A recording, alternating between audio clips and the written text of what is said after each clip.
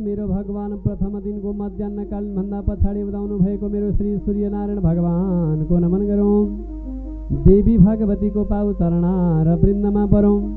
गुरु पराशरादि सम्पूर्ण गुरुहरूको पाउमा पर्दै सम्पूर्ण पितृहरूको पाउ चरणा र वृन्दमा परेर उनी मेरा ती सन्तानेश्वर भगवानको पाउमा परेर नागदा भगवानलाई नमन गर्दै गर्दै गर्दै गर्दै गर्दै गर्दै गर्दै गरौँ।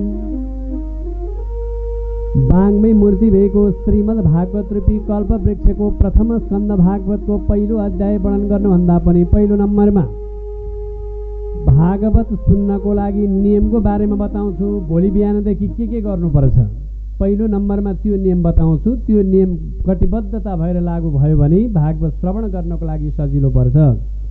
त्यसैले अब बिहान सबैभन्दा पहिलो नम्बरमा उठेर शौचादि कर्म गरिसके पश्चात अघि पछि अलि ढिला उठ्ने गरेको छ भने भोलिबाट 4:30 देखि 5 बजेभित्रमा ढिलामा उठिसक्नु पर्यो।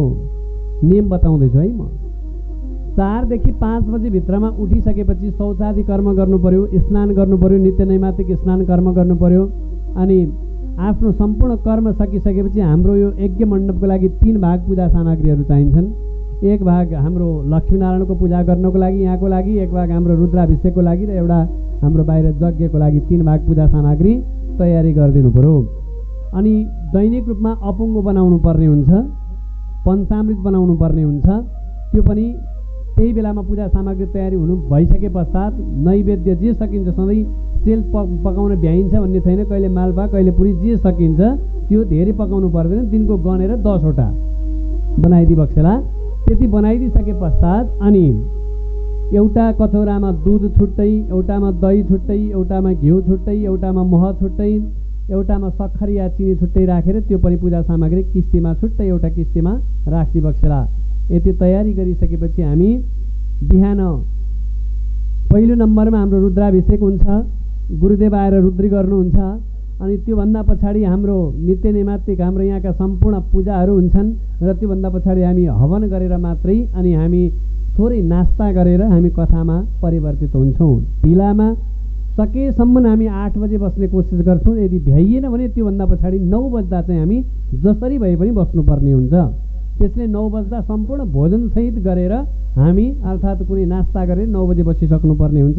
यो मैले हजुरलाई नीतिको नियम बताएँ। अनि पूजा अर्चना कुनै पनि कथाको बिचमा अत्यन्तै विघ्न बाधा नपरोस् भन्नको लागि 16 पार अत्यन्तै थोरै खानुपर्छ।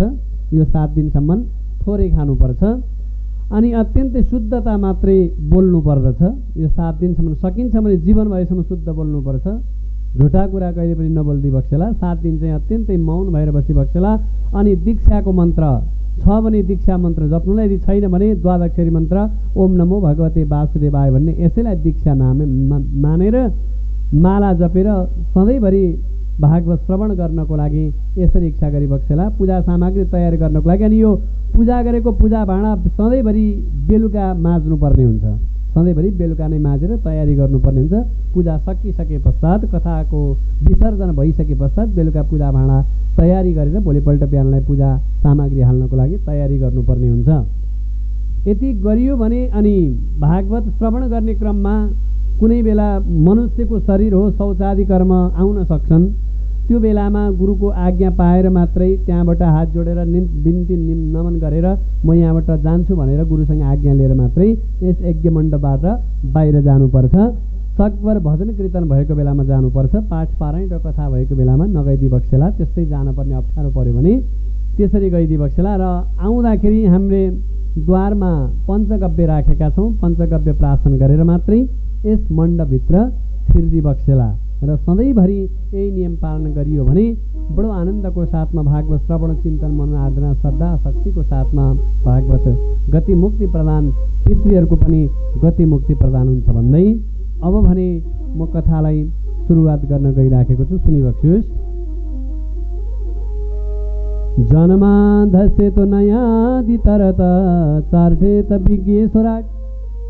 जन्म जन्मान्तरको पापको लागि संसारबाट मुक्ति प्राप्त गर्नको लागि बाङ्मै मूर्ति भएको भागवत। अब भागवतको पहिलो अध्यायको बिचमा के भनेर वर्णन गरिएको छ भन्दा पहिलो अध्यायको विषयमा वर्णन गर्नुभन्दा पनि पहिला भागवत 4वटा अक्षरले एउटा श्लोक बनेको छ जसको नाम हो भागवत। भा भनेको भावार्थ, ग भनेको गति, ब भनेको बताइएको, त भनेको तार्ने। भावार्थ गतिलाई बताएर तार्ने भएको कारणले गर्दाखेरि यो शास्त्रको नाम रहन गयो भागवते। बोलो भागवत महापुराणको। यही कर्मद्वाराबाट अब भन्नुहुन्छ मेरो भगवान कस्तो छ रे यो भागवत भन्दाखेरि निगम कल्पतरुरे गलितम फलम सुखमुख द्रविण द्रव्य संयुक्तम पिबत भागवतम रसमालयम मुहुरहो रसिका भुवि भावुका। कल्प कल्पान्तरसम्म यस्तो तरिकाको फल छ, त्यो फल न बिहा लाग्छ, न छोक्रा लाग्छ, न कुनै पनि तरिकाको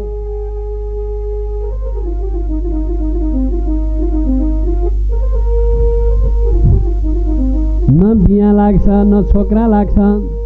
रसमालय भनेको रसै रसले भलिएको, त्यहाँ माथि पनि सुगारूपी पन्छीले चोच मारेको, सुगारूपी पन्छीले चोच मारेको र त्यहाँबाट रसहरू तल तल्ल आनन्दसँग झरिराखेका तलपट्टि त्यही रसको जबकन आल बनेको रसम आलयम, त्यही रसै रसको आल बनेको र त्यही रसमा आलमा तपाईँ हामीले आज पौडी खेल्ने मौका पाएको। त्यही कारणले गर्दाखेरि त्यस्तो छ भागवते। हे मेरो भगवान सुतजी, तपाईँलाई सबै शास्त्रको ज्ञान छ भने मनुष्यको मोक्ष कसरी हुन्छ, के उपाय पत्ता लगाउनु भयो त्यो मलाई बताउनुहोस् भन्नुभयो। त्यसै बेलामा सौनकाले सौनकीले सुतजीसँग 6वटा प्रश्न गर्नुभएको छ। यो 6वटा प्रश्नको उत्तर दिँदाखेरि भागवत सम्पूर्ण निख्रन्छ। पहिलो प्रश्न, सुतजी तपाईँलाई सबै शास्त्रको ज्ञान छ, मनुष्यको मोक्ष कसरी हुन्छ भनेर सिकाउन लाग्नुभयो। दोस्रो नम्बरमा श्री कृष्ण वसुदेव र देवकीका कोखमा जन्मनुको कारण के हो त्यो पनि बताइदिनु पर्यो भन्नुभयो। तेस्रो नम्बरको बिचमा श्री कृष्णले अवतार लिएर गरेका कार्यहरू के छन् त्यो बताउनुहोस्। भगवानले कुन कुन अवस्थामा के अवतार लिनुभएको, कृष्ण र बलरामबाट के कस्ता लीलाहरू भएका हुन्, भगवान कृष्ण गोलो गएपछि धर्म कसको शरणमा छ। 6औं प्रश्न गर्नुभएको छ, प्रभु धर्म कसको शरणमा गएर बसेको छ भन्नुभयो। अनि भन्न लाग्नुभयो, इति सम्प्रश्न सम्मृष्टो विप्राणाम रोमहर्षणि प्रति पूज्यवते शेषा प्रभवोत पचक्रमे। ए भगवान, माथिका प्रश्नहरू सुनेपछि सुतजीले प्रत्येक प्रश्नको जवाब दिँदैकन भन्न लाग्नुहुन्छ, मेरो प्रभु भगवान श्रद्धा राख्नु, भागवतको कथा श्रवण गर्नाले वासना नाश भएर दुष्कर्म नष्ट हुन्छ, यसबाट चित्त निर्मल भएर जान्छ, प्राप्त हुन्छ। सबै शास्त्रको सार तत्त्व भनेको यही नै हो, सारको तत्त्व भनेको यही नै हो। शास्त्र सार हरे भक्ति श्रवण आदि विवरदिता तथैवं च कल्याणम मूढानाम अल्पजीविनम भन्नुहुन्छ। हे भगवान, संसारमा जब जब दुष्टहरूको प्रभाव बढ्दछ तब तब प्रभावको अवतार हुन्छ, त्यसैले भक्त वेद र धर्मको रक्षा गर्न भगवानले अवतार लिनुहुनेछ। भगवान एक रूप हुनुहुन्छ, तर ब्रह्मा विष्णु र शिव भएर संसारको सृष्टि रक्षा र संहार एकै साथमा गर्नुहुन्छ। भगवानले कहिले मनुष्य योनि लिनुभएको छ, कहिले जबकन पशुको योनि त कहिले जलचर योनिमा धर्म वेद र संसारको रक्षाको लागि अवतार लिनुहुन्छ भनेदेखि श्री कृष्ण र बलरामले जे जस्ता लीला गर्नुभयो सोको वर्णन म श्रीमद् भागवतबाट तिमीलाई सुनाउनेछु भन्न लाग्नुभयो। श्री कृष्ण गोलोक गएपछि धर्मको रक्षा श्रीमद् भागवतबाट भएको छ भने जहाँ भगवान यज्ञ भागवत यज्ञ हुन्छ त्यहाँ पाप र अधर्मको नाश हुन्छ। भागवत श्रवण गरेको हृदय आत्मस्वरूप भगवानको साक्षात्कार हुन्छ भन्नुहुन्छ। त्यसैले भनिबक्सिन्छ, विदते हृदय ग्रन्थि सत्यचिन्ते सर्व संशय। भगवानले संसार सृष्टि गर्न पहिलो नम्बरमा नारायणको पुरुष रूप लिएर सागरमा शयन गर्नुभयो। उहाँको नाभिका कमलबाट ब्रह्माको उत्पत्ति भयो, यिनै नारायणबाट विश्वको सृष्टि हुनु पुग्यो। यसैबाट भगवानले अनेकौं अवतार लिनुभएको छ भनेदेखि भगवान भनिबक्सिन्छ, ब्रह्म कमलैमा हरे ब्रह्म कमलैमा विष्णु सुते जलैमा ब्रह्म कमल।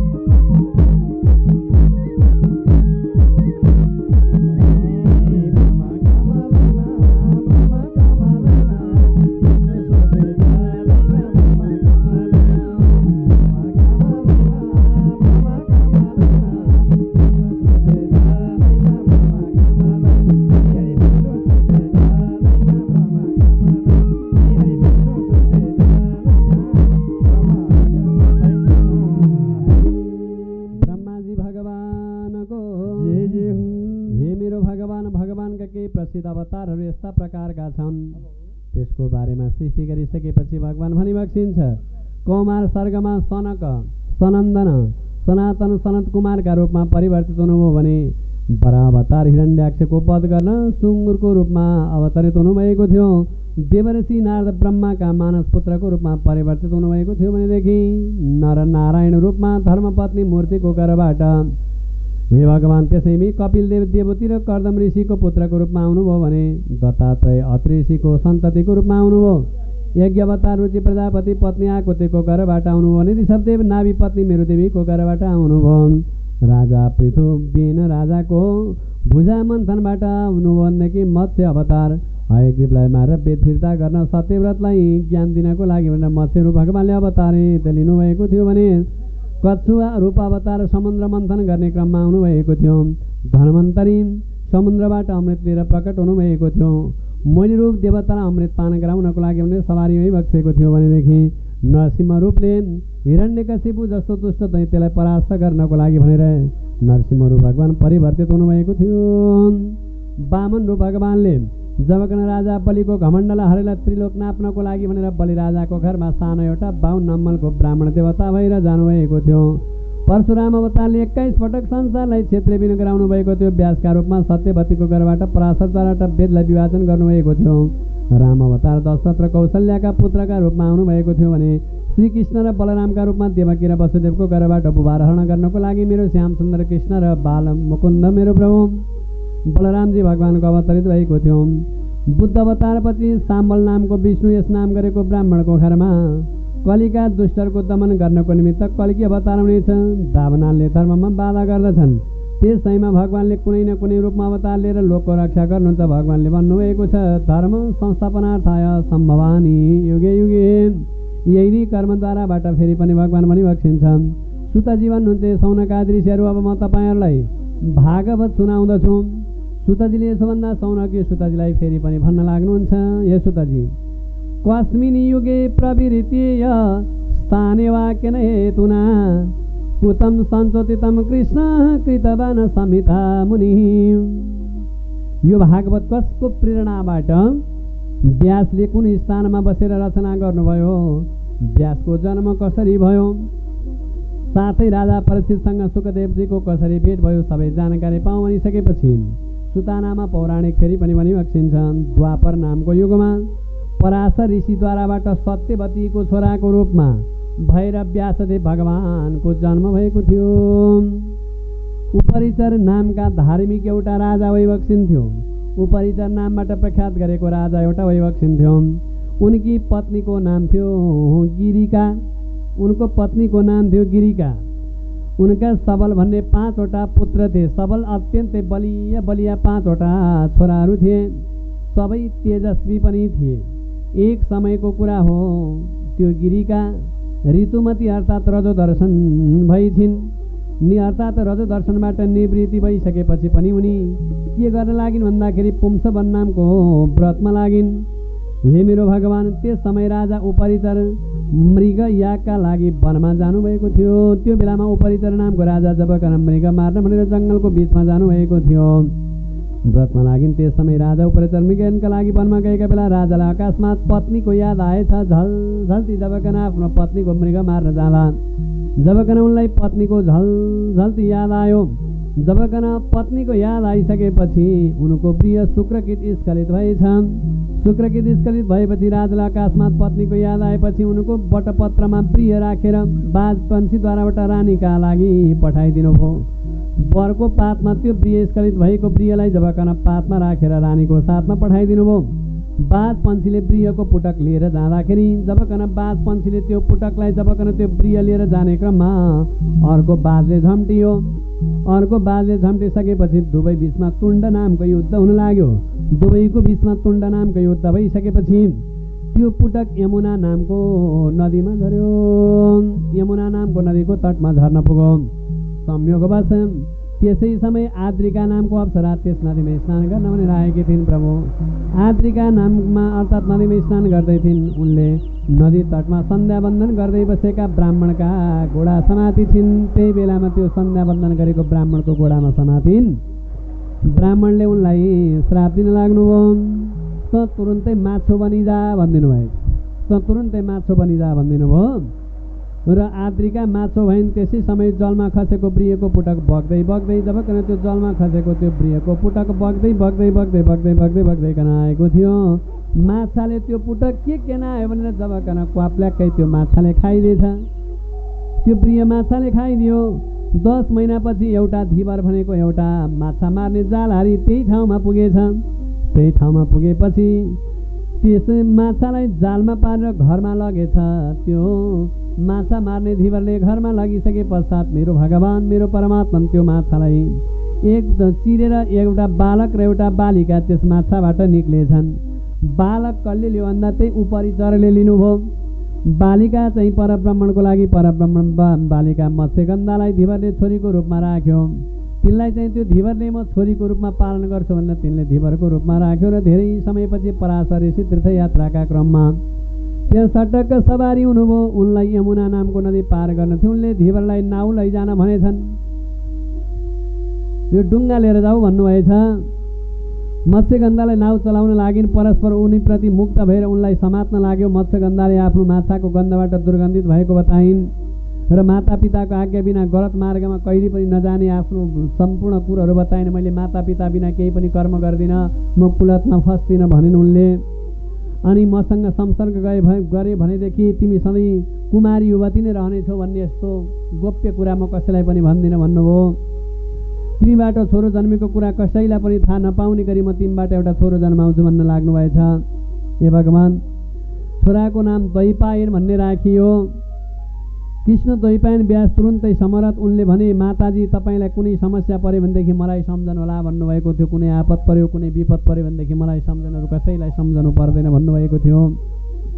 यिनैको लागि मत्स्यगन्धाले समय पुरा भएपछि यमुना द्वीपमा गएर छोरो जन्माइन्। छोराको नाम द्वैपायन राखिसके पश्चात सारा संसारमा उनले आमासँग बिदा भएर नै मत्स्यगन्धाको लागि सत्यवती नामले प्रख्यात भइन्। पछि गएर तिनै सत्यवती नामबाट प्रख्यात भइन्। हे भगवान्, हे मेरो परमात्मन। अनि पछि सन्तनुकी पत्नी भएर यिनी जन्मेकी थिइन्।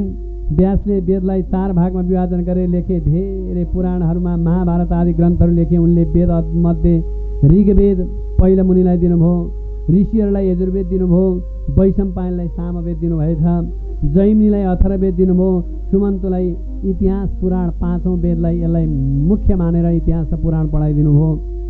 5औं वेद भनेर यसैलाई भनिन्छ। उनले सो पुराण मेरा बाबु रोमहर्षणलाई पढाए। सारा ग्रन्थहरूको रचना गर्दा पनि व्यासलाई मनमा सन्तोष छैन।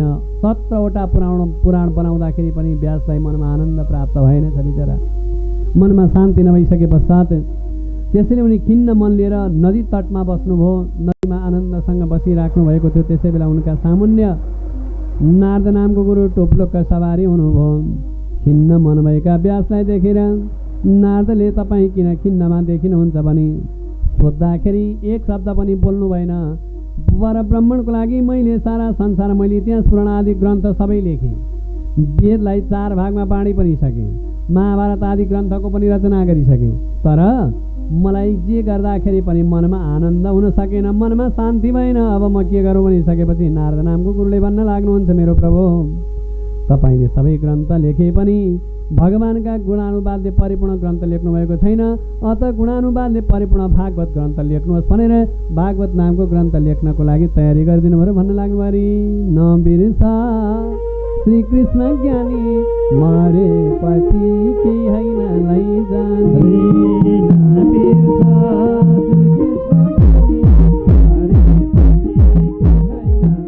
व्यासजी मेरो भगवानको कीर्तनसँग सम्बन्धित पूर्व जन्मको जीवन वृत्तान्त सुनाउँछु, सुन्नुहोस्। अहम पुरातिता भाव्यम मते मुनि तस्या सस्तु कस्या शासम वेदारातम वेदवाद बदानिनम। नारदले भन्नुभयो, म पूर्व जन्ममा एउटा दासीको छोरो थिएँ। म ब्राह्मण वर्णहरूको सेवामा नियुक्त थिएँ। सधैँभरि ब्राह्मणको वर्ण गर्नको लागि मलाई नियुक्त गरिएको थियो। अर्काको घरमा काम गर्न जाँदा एक दिन गाई दुन भनेर गोठमा गएको बेला सर्पले टोकेर मेरो आमाको मृत्यु भयो। अरूको घरमा नोकर लागेर काम गर्नुहुन्थ्यो। आमाको मृत्यु भयो। त्यसपछि माया बन्धनदेखि मुक्त भएर उत्तराखण्डतर्फ लागे। बाटोमा धेरै सुन्दर घरहरू, बगैँचा, विराङ्गताहरू देख्दा पनि म त्यसतर्फ आकर्षित हुन सकिनँ प्रभु। हिँड्दा हिँड्दा थाकेपछि एउटा पिपलको रुखको छायामा बसे। त्यहीँ बसी ब्राह्मणको संसर्गले प्राप्त ज्ञानद्वाराबाट भगवतको भजन गरे। त्यही भागवतको भजनद्वाराबाट मनमा आनन्द प्राप्ति भयो। भजन आराधना भगवानले एक निमेष मात्र हृदयमा यति कर्म गरिसकेपछि दर्शन दिनुभएछ संसारमा। त्यस रूपलाई प्राप्त गर्न मैले धेरै मिहिनेत गरेँ। भगवानले अहिले तिमी दासीका पुत्र छौ, तिमीले मेरो दर्शनहरूको जन्ममा पाउनेछौ भन्नुभयो। यसपछि पृथ्वीको भ्रमण गर्दा गर्दै मैले देह त्याग गरेँ। देह त्याग गरेपछि ब्रह्माको पुत्र भएर अहिले विचरण गरेको बेला मैले स्मरण भगवानले दर्शन दिनुहुन्छ। आहुतम एवमे शीघ्र दर्शनम्याति चेतसा। आज भगवानले मलाई अवश्य पनि दर्शन दिनुहुन्छ। म त्यही भगवानको दर्शन अपेक्षा गरेर बसिराखेको छु भनेर उनले भगवानको अपेक्षा गर्न लाग्दै हुनुहुन्छ भन्ने सम्मको कथा यस अध्यायबाट आएर नम जय श्री परमात्मने नमो नमः। जय बोलो भागवत भगवानको, लक्ष्मीनारायण भगवानको। ओम नमो भगवते वासुदेवाय नमः। श्री परमात्मने नमः। श्री सौनको वाचन निगमिनादि सुतम भगवद्वारायण श्रुतवानंदयेन ततग्रिम करो विभ श्री सुतवाच ब्रह्मण्य सरस्वती आश्रम पश्चिमे तटे सम्य प्रास्थिति प्रोतम ऋषिराम सत्यवर्धनम तस्मिन् रासमे व्यासपदरी जनखण्डितम आसीनतो उपप्रियं प्रथितं मनस्वयं भौति योगेन मनसि सम्यं प्राणीयते मलया प्रजपुरुषं पूर्वमाय तदधमाश्रमं मया समयितं जीवमात्मानो गुणत्रिगुणात्मकं परोपि मुने यथार्थं तद्गीतं च विदिध्यते अनाथभावनो साक्ष्यं भक्ति योग विरोधने लोकगानमतो नतो निजामे साधतां इदं सवैवेदमाचानं केते परमपुरुषे भौति पदधति पुंसं शोकमय भावं सासमित भागवती कृतानुकर जन्मनां सुखमध्यानयापा च निर्विधि निमतो मुनिमा श्री सौनको वाच सबै निवृत्ति निरतो धर्म श्रेष्ठो मुनिं कश्यपा भृतामेन महात्मरामा सतेन श्री सुतो वाच आत्मरामाष्टमनयो निरतं प्रवृत्तमि वासुदेव भगवानको लौ त मेरो भगवान यति कर्म बताइदिसकेपछि नारद विदा भएपछि साम्य प्रस्नाम गरेको आश्रममा आउनुभएछ। व्यासले भागवतको रचना गरेर आफ्ना छोरा शुकदेवजीलाई पढाउनुभयो। सुतजीले सौनकीलाई भन्नुभयो, अब म राजर्षि परीक्षितको जन्म कर्म र मोक्ष तथा पाण्डवहरूको स्वर्गारोहणको कथा तिम्रो बिचमा बताउँछु, तिमीले ध्यानपूर्वक सुन भनिसकेपछि शुकदेवजी स्वामीबाट भन्नुहुन्छ, भागवत श्रवण गर्ने राजा परीक्षितको परिचय कसरी गरौँ? सुतजी भन्नुहुन्छ, महाभारत युद्धमा पाण्डवहरूको विजय र कौरवहरूको हारपछि द्रोणाचार्यको मृत्युका लागि युधिष्ठिरको सत्य वचनबाट छल गरेर भन्न लाग्नुभयो, नरवा कुञ्जरवा त अश्वत्थामा हतोहत भन्दा मृत्यु भएका पिताका कारण ऋषिले अश्वत्थामाले सुतेका द्रौपदीका 5वटा जबकन छोराहरूलाई मारिदिबक्सना गर्न जानुभएको थियो। त्यसै बेलामा भन्नुहुन्छ, प्रभु मत्त प्रमुत्त मुनमत्त सुप्त बालम स्त्रियम जडम प्रपन्न विरतम भीतम नरिपुहन्ते धर्मविते। पागल कुन कुन व्यक्तित्वलाई मार्न हुन्न रे सुनिबक्सेला। जो पागल बनेको छ त्यो पागललाई मार्नु हुँदैन, महापाप लाग्छ। मतवाला जबकन मदिराले मत भएको बाटै मेरो भनेर हिँड्नेलाई पनि मार्न हुँदैन, उसलाई पनि केही थाहा हुँदैन, होस हुँदैन, उसलाई पनि नमार्नु अरे नकुट्नु अरे। असावधान कोहीदेखि पनि नडराउने असावधान व्यक्तिलाई पनि मार्न हुँदैन, कुट्न हुँदैन। त्यसपछि सुतेको बालकलाई पनि मार्न हुँदैन, कुट्न हुँदैन र कुनाभित्रको सुत्केरीलाई पनि मार्न हुँदैन, कुट्न हुँदैन। क्रियामा बस्ने जबकन क्रियापुत्रलाई मार्न हुँदैन, व्यासमा बस्ने पण्डितजनलाई पनि मार्न हुँदैन। महाराज भन्नुभयो, यति कर्म विवेकिन स्त्री कुनै पनि स्त्री जातिलाई पनि कसैले पनि हात हाल्नु हुँदैन। महाराज भनिसकेपछि शरणागते जो शरणमा आएका छन्, जो शरणमा हार खाएर म तपाईँको शरणमा आएँ भनेको छ, त्यो शरणमा आएकोलाई जसले शरण लिँदैन त्यो व्यक्ति पनि काम छैन। भयभीत शत्रुलाई मार्ने नहुनेवाला अश्वत्थामा नीति विरुद्ध काम भएकोले अर्जुन रिसाएर उनीसँग लड्नुभयो। अश्वत्थामाले छाडेको ब्रह्मास्त्रबाट आफ्नो गर्व नष्ट हुने डरले उत्तराले भगवानको प्रार्थना गरेर भगवानले रक्षा गर्नुभएपछि अर्जुनले अश्वत्थामाको बन्धनमा पारेर द्रौपदीका अगाडि ल्याउनुभयो। द्रौपदीले अश्वत्थामालाई हे बाबा यसो नगर्न भनेर अनुरोध गरिन्। कृष्णले अर्जुनको परीक्षा लिनुभयो। ब्राह्मणले दण्ड दिनुभएको बापना दबिणा दानम स्थान पिता पताम तथा शिरको मुकुट झिक्नु, कुरूप बनाउनु, मुण्डन गरी देश निकाला गर्नु भनेको ब्राह्मणको प्रभु हो। सारा संसारमा मृत्यु समानको सनाय हो। अश्वत्थामालाई जबकन त्यस्तै कर्म गरियो। पाण्डवहरूले युद्धमा मरेका बन्धु बान्धव सबैको काजक्रिया बडो आनन्दले गर्नुभयो। सबै मरेकाहरूलाई पनि जलाञ्जली दिनको लागि भनेर तयारी पर्नुभयो। यति गरिसकेपछि श्रीकृष्णका साथमा पाण्डवहरू गङ्गाजीमा गएपछि शोकमग्न सबैलाई श्रीकृष्णले सम्झाउन लाग्नुभयो। युधिष्ठिरलाई अश्वमेध यज्ञ गर्न लगाउनुभयो। आफू सटक्क जबकन द्वारका नामको पुरी जबकन सटासटी द्वारकामा जानुभयो। द्वारका भन्ने सहरमा पुगिसकेपछि हे मेरो भगवान मेरो परब्रह्मण सटक्क द्वारका गइसकेपछि भगवान भन्न लाग्नुभयो। कुरुक्षेत्रको लडाइँमा भएको नरसंहारबाट डराएका युधिष्ठिर त्यसमा पनि श्रीकृष्णचन्द्र भगवानका साथ सरसैयामा सुत्नुभएको भीष्म पितामह सटक्क त्यही भीष्म पितामह सुतिराखेको ठाउँमा पुग्नुभयो। भीष्म पितामहलाई सबैले साष्टाङ्ग दण्डवत प्रणाम गर्नुभयो। अनि युधिष्ठिरले भीष्मसँग नीति र धर्म सम्बन्धी सबै प्रश्न गर्नुभयो। काम एवं मोक्षका कुराहरूमा साथै इतिहास पुराणका कुराहरूको दृष्टान्त दिँदै युधिष्ठिरलाई ज्ञान दिन लाग्नुभएछ। त्यही ज्ञान ध्यान दृष्टिको राज्यबाट भीष्मले श्रीकृष्णको अगाडि प्राणलाई अब म तिम्रो अगाडि बस्दिन भनेर सटक्क प्राण छोडिदिनुभयो।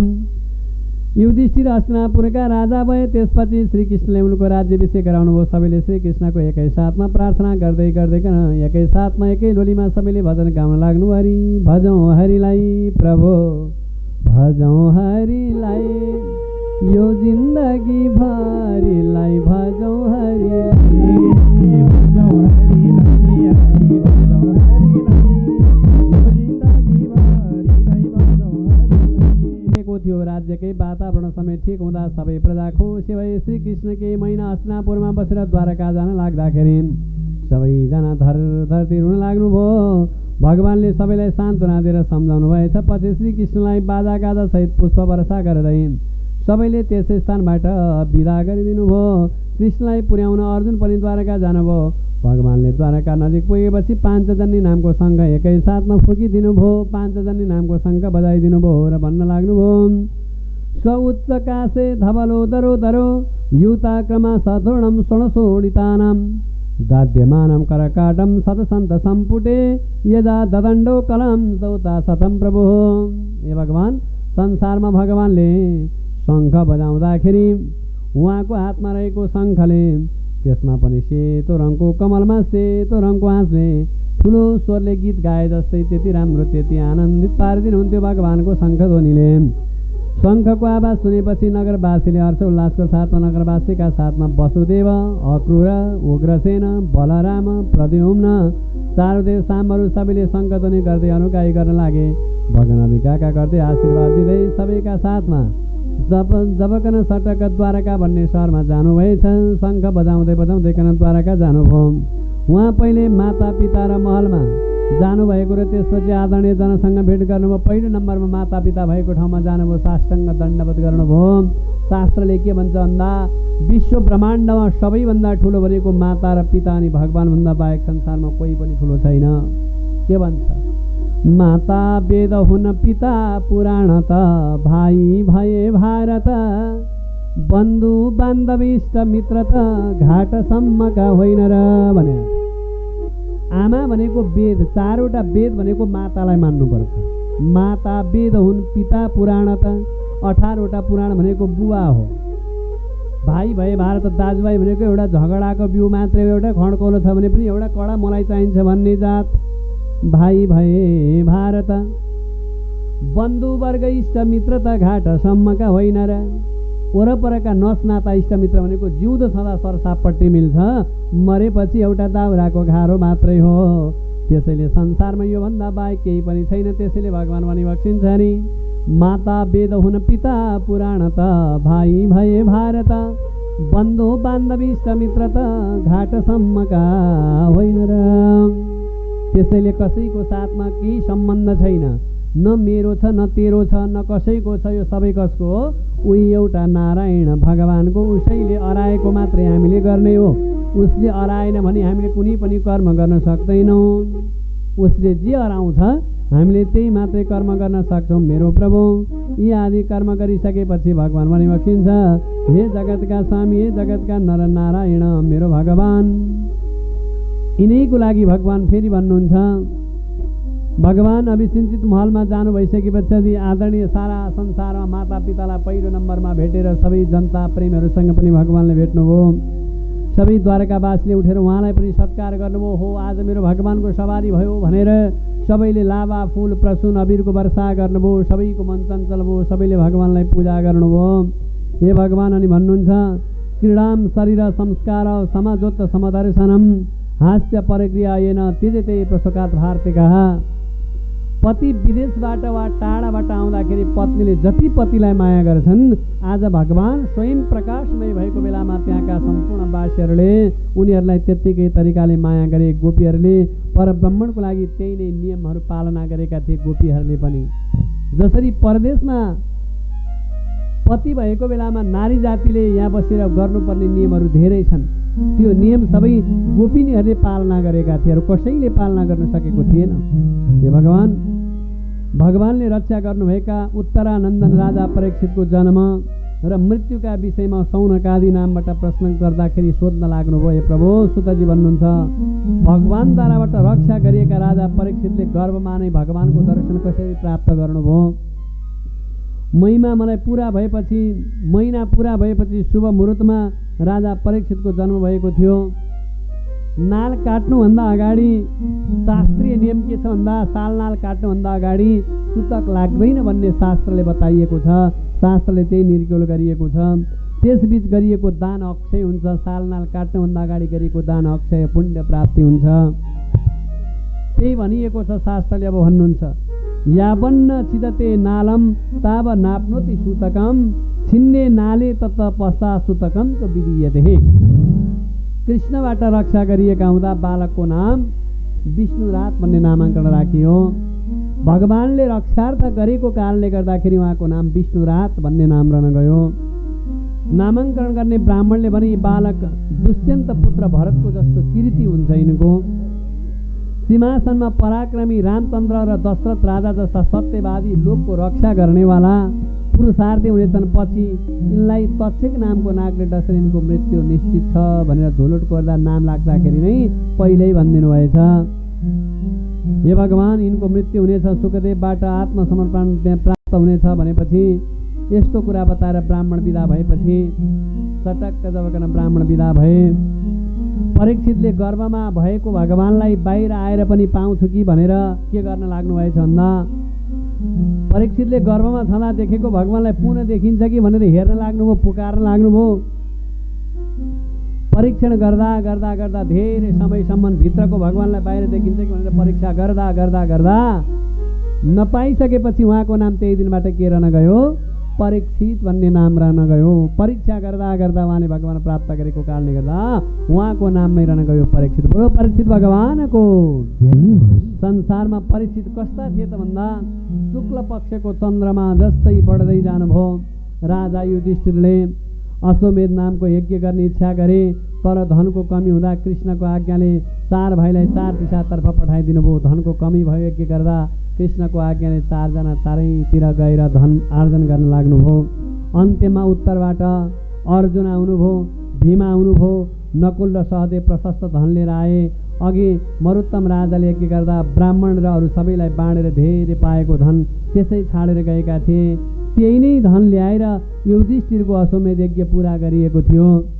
त्यागिएको धनमा राजाको अधिकार हुने शास्त्रीय नियम छ। कसैले धन छोड्यो भने त्यो सम्पूर्ण अधिकार राजाको हुन्छ भनेर पनि शास्त्रले बताइएको छ। कृष्णले मगाउनु भएको थियो। यज्ञ सम्पन्न भएपछि अर्जुनलाई साथ लिएर श्रीकृष्ण पनि द्वारकातर्फ जानुभयो। हस्तिनापुरवासीले भगवानको एकै साथमा भजन चिन्तन मनन आराधना श्रद्धा शक्ति गर्दै गर्दैकन भगवानलाई भन्न लाग्नु अरे भुल्न हुँदैन प्रभु, भुल्न हुँदैन हरि कीर्तन गाउनलाई भुल्न हुँदैन।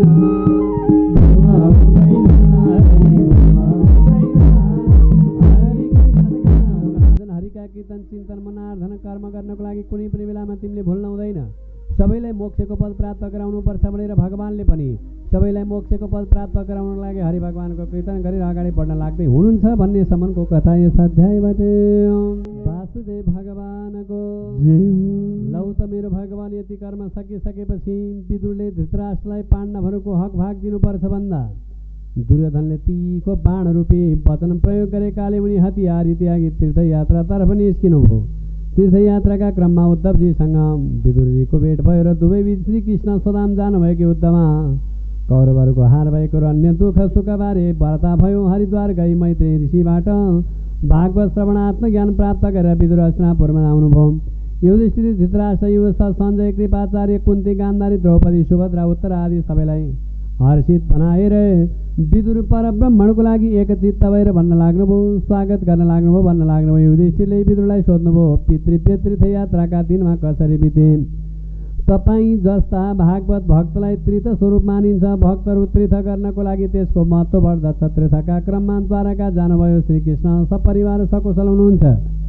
विदुरले उद्धवसँगको भेटघाटबाट प्राप्त जानकारी अनुसारको सबै विस्तारमा बताइदिनु भयो। त्यसपछि भन्न लाग्नुहुन्छ, विदुर साक्षात् धर्मराज हुनुहुन्छ भनेदेखि यिनैको लागि माण्डव्य ऋषिको श्रापले यमराज विदुर भएर जन्मेका हुन् भनेदेखि समयमा कुनै राजाको धन चोरी गरी चोरहरूले सो धन माण्डव्य ऋषि आश्रममा राखेछन्। राजाका सिपाहीले ऋषिहरूसहित चोरीहरूलाई पक्रेर दरबारमा लगेछन्। राजाले मुनिहरूलाई सुलीमा चढाउनु भयो। राजाले ऋषिलाई छाडिदिएपछि माण्डव्य ऋषिले यमराज कहाँ गएर मैले किन सुलीमा चढ्नु पर्यो भनेर सोध्नु भएछ। यसरी सोधिसकेपछि सोधे यमराजले, बाल्यकालमा तपाईँले के गर्नुभएको थियो भन्दा बालककालमा तपाईँले झिङ्गाको पछाडि कुसले घोचेडी दिएर उडाइदिनु भएको थियो। झिङ्गालाई पछाडिबाट कुसले घोचिदिएर झिङ्गा उडाउनु भएको थियो। त्यसै कारणले गर्दाखेरि आज तपाईँ सुलीमा चढ्नु पर्यो भनिदिनु भएछ। अबोध अवस्थाको कार्यमा यत्रो सजाय, मैले नजानिकन गरेको कार्यमा आज यत्रो सजाय मलाई किन? मैले जानेर गरेको होइन त्यो कार्य, नजानिकन गरेको कार्यमा मलाई किन तपाईँले यत्रो सजाय दिनुभयो भनिसकेपछि ऋषिले यमराजलाई 100 वर्षसम्म शूद्र योनि रहने गरी पृथ्वीमा जन्म होस् भनेर श्राप दिवक्षमा गर्न जानुभएछ। 100 वर्षसम्म तिमी शूद्र नामको योनिमा गएर जन्म लिऊ भनेर श्राप दिनुभयो र दिएकाले यमराज विदुर भएर जन्मनुभयो। यो जिन्दगी यस्तै हो, यो मेरो यो तेरो भन्दा संसार एक दिन अवश्य पनि छोड्नुपर्छ। त्यसैले एक्लै जाने हो, एक्लै आउने हो, कसैले कसैको भर पर्नु हुँदैन। तर यो जीवन्ती वशवर्धनी हाम्रो बसमा परेको जिब्रोले जहिलेसम्म राम बोल्दैन, जहिलेसम्म हरिलाई भज्दैन, त्यहिलेसम्म यो जिब्रो पनि काम छैन। मैले अघि नै पनि भनेको थिएँ, जिब्रो पाएर भगवानको नाम जप्दैन भने त्यसको जिब्रो के हो? जिब्रो छ त्यो भ्यागुताको समान, जप्दैन जो त्यो हरिनाम बयान। जिब्रो पाएर भगवानको नाम जप्दैन भने त्यसको जिब्रो त भ्यागुताको जिब्रो समान हो भन्नुहुन्छ। अनि कान पाएर भगवानको गुणानुवाद सुन्दैन भने त्यसको कान के हो रे? त्यो सर्पको प्वाल समान कान, सुन्दैन जो त्यो हरिनाम बयान। कान पाएर भगवानको भजन कीर्तनमा यो कान लगाउँदैन भने त्यसको कान त त्यो एउटा सर्प र मुसो दुलो छिर्ने अर्थात् दुलो समान हो भन्नुहुन्छ। अनि हात पाएर भगवानको पूजा गर्दैन भने के हो? गर्दैन पूजा हरि हातद्वारा, त्यसलाई मुर्धा कर जान प्यारा। हात पाएर भगवानको पूजा गर्दैन भने त्यसको हात एउटा जिउँदो लास समानको हात हो भन्नुहुन्छ। त्यसैले भगवान परब्रह्मण न मेरो भन्छौ। के छ संसारमा? दुईवटा शब्दको अर्थ छैन, म र मेरो। म भनेर कसलाई देखाउनुहुन्छ? यसलाई देखाउनुहुन्छ भने यसको छुट्टै नाम छ त, यो त नाक हो। यसलाई देखाउनुहुन्छ भने यो निधार हो। यसलाई देखाउनुहुन्छ भने यो आँखा हो, यसको छुट्टै नाम छ। मको अर्थ के छ? कहाँ छ मको अर्थ? लाग्दैन। र मेरो पनि अर्थ लाग्दैन। मेरो के छ? केही छ संसारमा। त्यसैले म र मेरोको अर्थ विश्व ब्रह्माण्डको डिक्सनरी पल्टाउनुहोस्, त्यसको अर्थ छैन। अहम भावना मात्रै हो, अरू केही पनि छैन। यति भनिसकेपछि संसारमा जीवनमा एक्लै आएको हो, एक्लै जाने हो, कसैले कसैको भर पर्नु हुँदैन। त्यसैले यो आफूसँग भएको जिब्रोलाई बारम्बार कन राम भन्नमा लगाउनु पर्छ। आजैदेखि बानी बसाली बक्सेला यो जिब्रोले सधैँभरि राम भनिबक्सेला, कृष्ण भनिबक्सेला, राधे राधे भनिबक्सेला, हरि शरणम भनिबक्सेला, नारायण भनिबक्सेला। सक्नुहुन्छ भने ओम नमो भगवते वासुदेवाय भनिबक्सेला। यदि सक्नुहुन्न भने ओम नमो नारायणाय भनिबक्सेला, हरि शरणम भनिबक्सेला। टेलिफोन उठाउँदाखेरि पनि पहिलो नम्बरमा मोबाइलमा फोन उठाउँदाखेरि पनि राधे राधे हरि शरणम नारायण भनेर मात्रै अनिखेर बोलिबक्सेला। टेलिफोन बनाउनेवाला हजुरलाई सानो उपमा दिन्छु म। अब त्यो हामी सबै टेलिफोन उठाउँदाखेरि पहिलो नम्बरमा के भन्छौँ? हेलो भन्छौँ नि। त्यो हेलो भन्ने होइन कि हामीले राधे राधे भन्ने, नारायण भन्ने, हरिशरणम भन्ने। त्यो हेलो भन्ने चाहिँ कहाँबाट सुरु भयो त भन्दाखेरि त्यो फोन बनाउनेवाला व्यक्तित्वको प्रेमिकाको नाम के थियो? हेलो थियो। त्यो फोन बनाउनेवाला प्रेमिकाको नाम हेलो थियो। अनिखेर उसले फोन बनाएछ। फोन बनाइसकेपछि फोन डायल गरेर हेर्दाखेरि अनि उसको प्रेमिकालाई बोलेछ। पहिलो नम्बरमा प्रेमिका बोलिन्छन्, त्यही भएर हेलो भन्ने नाम त त्यहाँबाट सुरु भयो।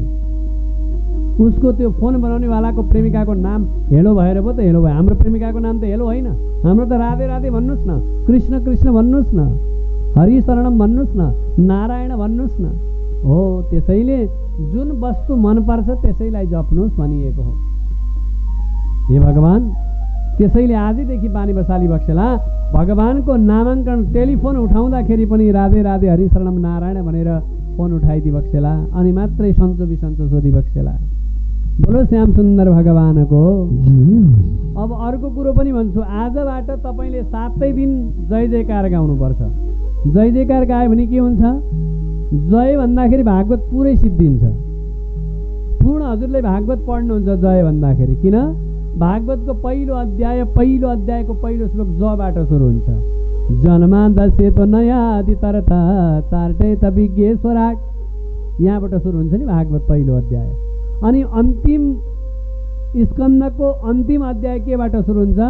एबाट सुरु हुन्छ।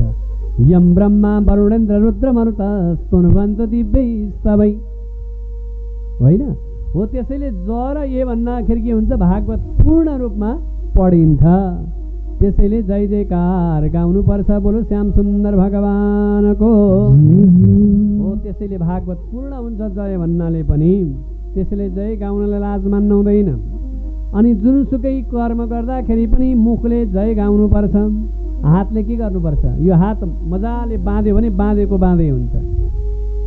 पाप जति गएर यही 2वटा काखी मुनि आएर बस्छ। त्यसैले ताली बजाउनुपर्छ। भजन गाएको बेलामा जसले ताली बजाउँदैन त्यसको पाप जति आएर हातमा बस्छ। बोलो कृष्णचन्द्र भगवानको। जसले भजन गाउँदा जिब्रोले भजन गाउँदैन त्यसको पाप जिब्रोमा आएर बसेको हुन्छ।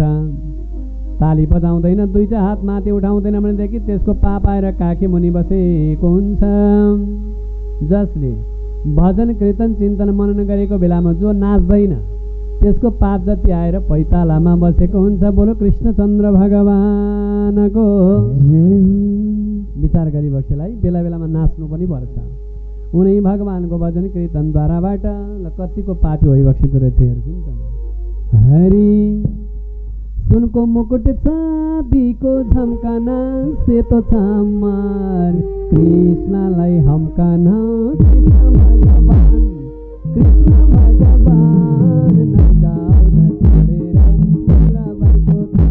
त्यसैले बेला बेलामा नाच्नु पर्छ भनिदिनु भयो।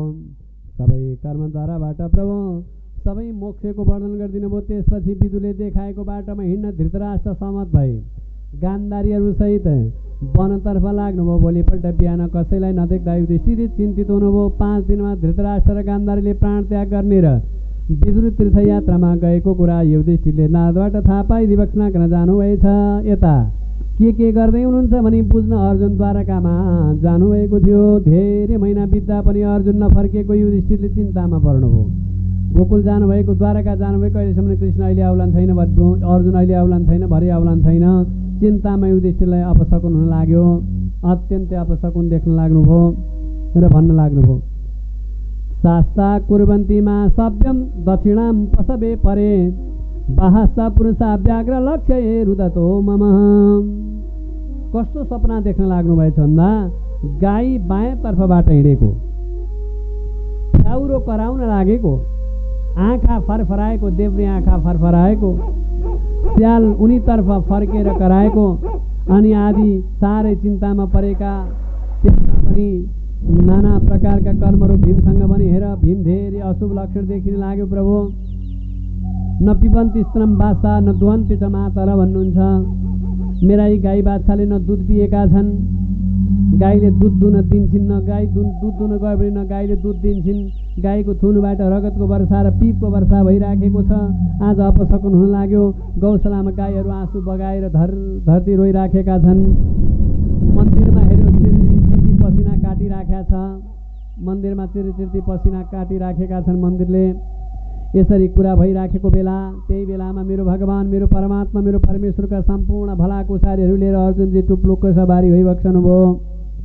श्रीकृष्णको वियोगले खिन्न भएका अर्जुन केही बेरसम्म युधिष्ठिरसँग बोल्न सक्नु भएन। अत्यन्तै बोली अवरुद्ध भयो। कुनै पनि कर्म गर्न सक्नु भएन बिचरा, केही पनि बोल्न सक्नु भएन। पछि आँसु पुस्दै पुस्दै उनले भगवानसँगको वियोगको कुरा बताउन लाग्नुभयो। प्रभु, मेरो परमात्मा, मैले तपाईँलाई कसरी बताउनु, यो मेरो श्याम सुन्दर भगवान आज वैकुण्ठ गएको कुरो।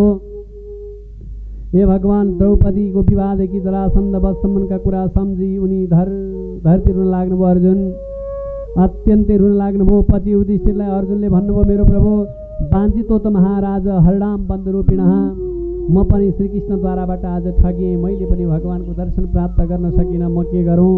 ब्राह्मणको श्राप परेर आज सारा संसारको बिचमा अब 4-5 जना बाँचेका छन्। यो समाचार सुनेपछि कुन्तीले श्रीकृष्णलाई सम्झेर आफ्नो प्राण त्याग गर्नुभयो। प्रभु, अब म पनि बाँच्दिनँ भनेर कुन्तीले पनि भगवानलाई स्वयं सम्झेर आफ्नो प्राणलाई सटक्क छोडिदिई भक्षणा गर्न जानुभयो। विदुरले पनि प्रवासमा शरीरलाई त्याग्नुभयो अनि पितृहरूको साथमा यमलोकमा श्रीकृष्णले त्याग गर्न साथ पृथ्वीमा कलियुगको प्रवेश भयो। युधिष्ठिरका अभिमन्यु पुत्र परीक्षितलाई राजगद्दीमा बसाले। यता मथुरामा श्रीकृष्णका पनाती वज्रनाभलाई राजा बनाइयो। यसपछि श्रीकृष्णमा समर्पित द्रौपदी समेत सबैले प्राण त्याग गर्नु पर्यो भनेर सबैले प्राण त्याग गर्नुभयो। त्यसैले भनिन्छ, प्रभु, जान्नु सुन्नु कसैको केही छैन, कसैको केही छैन। संसार अँधेरो छ, न कसैले जानेको छ न कसैले बुझेको छ। जसले जति जान्दछ त्यति मात्रै गर्दछ। कसैले संसारमा जान्ने कोही विद्वान वर्ग संसारमा देखिन्न। त्यसैले संसार अँधेरो छ।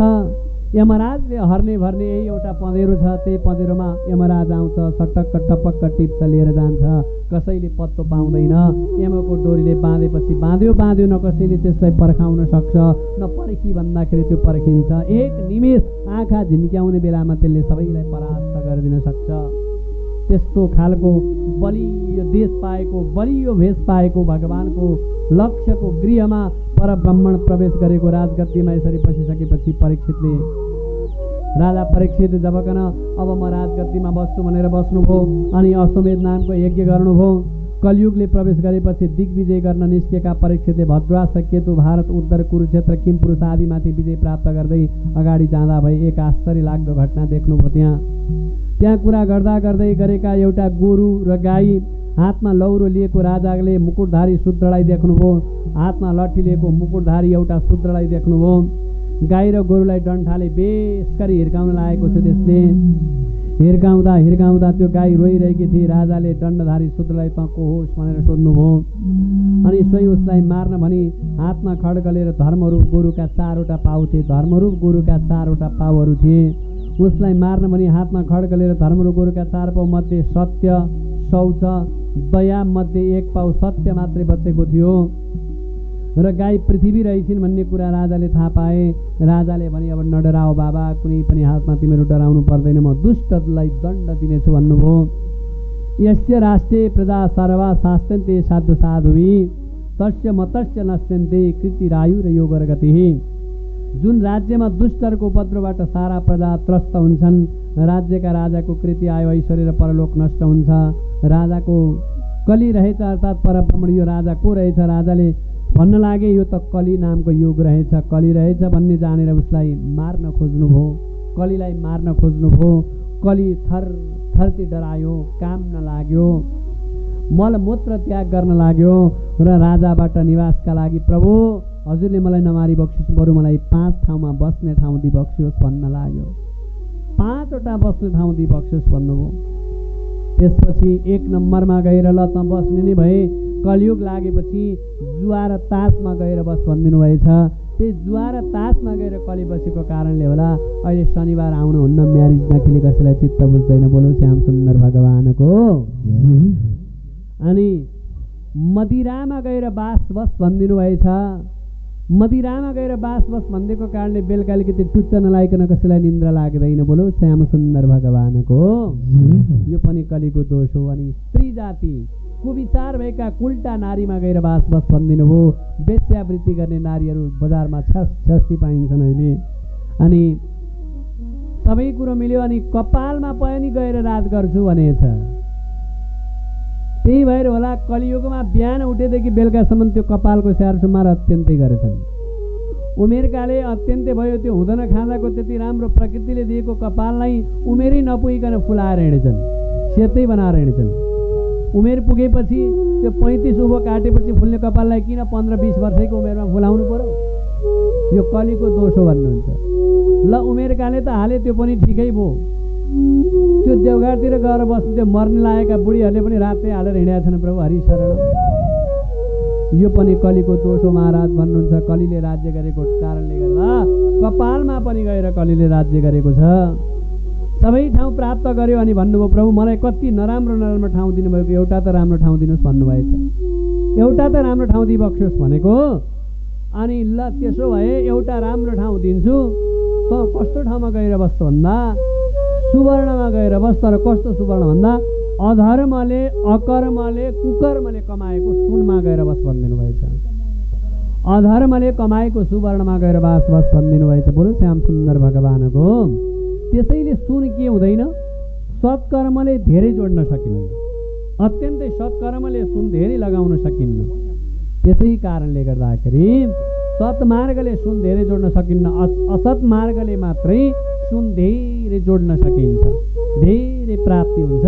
त्यसैले सुनलाई जहिले पनि शिरमा मात्रै धारण गर्नुपर्छ। सुनलाई जतिसुकै धनी भए तापनि, जतिसुकै महाजन भए तापनि खुट्टामा प्रयोग नगर्दी बक्सेला।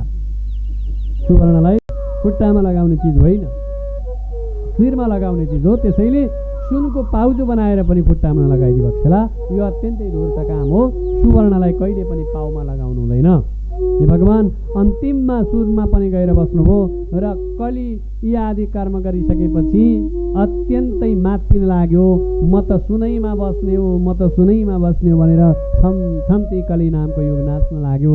त्यसैले अहिले पनि यो कलियुगमा के छ, जो भाला भुला छन्, जसले जब सुवर्ण आदि धेरै लगाउँछन्, ओहो यो त अत्यन्तै धनी छ कि कसो भनेर उसको मान प्रतिष्ठा बढ्छ। त्यो कलिले राज्य गरेको कारणले गर्दा एक दिन यति सबै कर्मबाट 5 ठाउँ पाइसकेपछि एक दिन राजा परीक्षित शिकार खेल्न भनेर जङ्गलमा जानुभएछ। शिकार खेल्न गएको बेलामा भोक र प्यास तिर्खाले आतेर जलाशय खोज्दै जानुभयो। राजा परीक्षित जल खोज्दै खोज्दै जानुभएको। जल खोज्दै जाँदाखेरि एउटा अत्यन्तै राम्रो ऋषिको आश्रममा पुग्नुभयो, जुन ऋषिको नाम थियो समीक। समीक ऋषिको आश्रममा पुगेपछि ध्यान मुद्रामा भएका ऋषिले राजा आएको थाहा पाएनन्। अत्यन्तै ध्यानमा हुनुहुन्थ्यो बिचरा, माला जपिराख्नु भएको थियो, तुलसीको माला। आज ती राजा परीक्षित आएको पनि त्यो ऋषिले थाहा पाउनु भएनछ। आफ्नो सत्कार नहुँदा नजिकै देखिएको मरेको सर्पको माला, यसले ध्यानमै हो कि के हो भनेर एउटा मरेको सर्प रहेछ, त्यो सर्पलाई जुरुक्क जबकन एउटा धनुमा उदिन्नु भएछ र त्यसपछि त्यो मरेको सर्पको माला समीकको गलामा लगाइदिई भक्षणा गर्न जानुभएछ। बोलो श्याम सुन्दर भगवानको। अनि त्यहाँबाट त्यति गर्दा पनि ऋषिको त ध्यान खुलेन। राजा परीक्षित अगाडि बढ्नुभयो। साथीहरूसँग खेल्दै गरेका समीकका छोरा थिए, त्यहीँबाट साथीहरूसँग खेल्दै गएका समीकका छोरा श्रृङ्गी नामबाट प्रख्यात गरेका गुरु हुनुहुन्थ्यो। त्यहीँबाट खेल्दै खेल्दै आएको, बाबु भएको आश्रममा आएको, बाबुको यसो गलामा हेरे त मरेको सर्पको माला पुछ छक्क पर्नु। ओहो कसले गरिदियो होला यस्तो कुकर्म है भनेको। यिनैको लागि कुरा थाहा पाए उनले तत्कालै कोशी नदीको जल हातमा लिएर, जसले मेरो पिताजीको यो गलामा मरेको सर्पको माला लगाइदियो, त्यसलाई जबकन आजको 7औं जो दिनको दिनमा प्रत्येक नागद्वाराबाट डसेर मृत्यु भइजाओस् भनेर श्रृङ्गी नामको गुरुले जबकन श्राद्ध भक्षणा गर्न जानुभएको थियो। वास्तवमा त्यो कर्म त कसले गरेका थिए भन्दा राजा परीक्षितले त्यही कर्म गर्नुभएको थियो। त्यसैको विषादीमा मृत्युस् भनेपछि श्राद्ध दिए। त्यसपछि उनी रुँदै रुँदै आश्रममा आए। समीकका आँखा खोलेपछि उनले छोरालाई किन रोएको भनेर सोध्नुभयो। समीकले श्रृङ्गीलाई सोध्नुभयो, बाबु बाबु किन रोएको तिमी भनेको? छोराबाट सबै वृत्तान्त थाहा पाएपछि उनले भने, गल्ती गर्यो बाबु, तिमीले राजालाई श्राप दिन हुँदैन थियो, आज राजालाई श्राप दियो बाबा। बिना राजाको राज्यमा अराजकता हुन्छ, प्रजाले दुःख पाउँछन्। राजा नभएको मुलुकमा बस्नुहुन्न, राजा नभएको मुलुकमा बस्यो भने के हुन्छ भन्दा अत्यन्तै दुःख हुन्छ। हाम्रो देशमा जस्तै होइन, भनेको बेलामा भनेको चिज कुनै पनि प्राप्त हुँदैन। कहिले डिजेलको सर्टेज, कहिले पेट्रोलको सर्टेज, कहिले ग्यासको सर्टेज, कहिले चिनीको सर्टेज। मेरो भगवान राजा नभएको मुलुकमा कुनै प्रकारको कानुन बलियो हुँदैन। त्यसैले आज तिमीले राजालाई श्राप दिन नहुने थियो बाबा, राजालाई श्राप दियो भन्न लाग्नुभयो। यिनीको साथमा बिना राजाको राज्यमा अराजकता हुन्छ, प्रजाले दुःख पाउँछन्। दरबारमा आएर मुकुट राख्ने बित्तिकै अस्थिर मन भएका राजा परीक्षित पश्चाताप गर्न लाग्नुभयो। प्रभु, मैले गर्नै नहुने काम गरेँ भनेर राजा परीक्षितले आफूले लगाएको मुकुट सटक्क जबकन दरबारमा राखेर पश्चाताप गर्न लाग्नुभयो, रिसाउनुभयो। त्यसै बकत ऋषिले पठाएको शिष्य तरटा राजालाई ज्ञात भएर आजका 7 दिनमा उनको मृत्यु हुन्छ भनेपछि परीक्षितले विचार गर्नुभयो, अरे सारा संसारमा 7 दिनमा म मर्छु भनेदेखि अब म त्यसै मर्दिनँ। परब्रह्मण मेरो परमात्मा परमेश्वरको बाङ्मय मूर्ति भएको भागवत रूपी कल्पवृक्ष सुनेर एकान्त चिन्तनमा परेर मनन गरेर आराधना श्रद्धा शक्ति आदिको साथमा सुनेर मात्रै म भागवत सुनेर मर्छु भनेर यी आदि कर्म गर्न लाग्नुभयो। त्यही बेलामा भगवान भन्नुहुन्छ नि, नबिर्स श्री कृष्ण ज्ञानी मरेपछि संसारमा केही छैन लैजाने भनिसकेपछि राजा परीक्षितले तुरुन्तै दरबारको माया ममता त्यागेर सरस्वती नामको नदीको तटमा सवारी हुनुभयो। आजबाट मलाई यो दरबार चाहिन्न, छोरो चाहिन्न, श्री सम्पत्ति चाहिन्न, स्त्री चाहिन्न, आजबाट मलाई कुनै पनि केही धन धान्य आदि युक्त केही पनि चाहिन्न भनिसकेपछि सरस्वती नामको नदीको तटमा पुग्नु। सरस्वती नामको नदीको तटमा पुगेर अनासन अर्थात् केही पनि भोजन नगरिकन अनासन नामको व्रत लिएर बसे। उनले राज्यभार पहिले नै छोरा जन्मेजयलाई दिइसकेका थिए।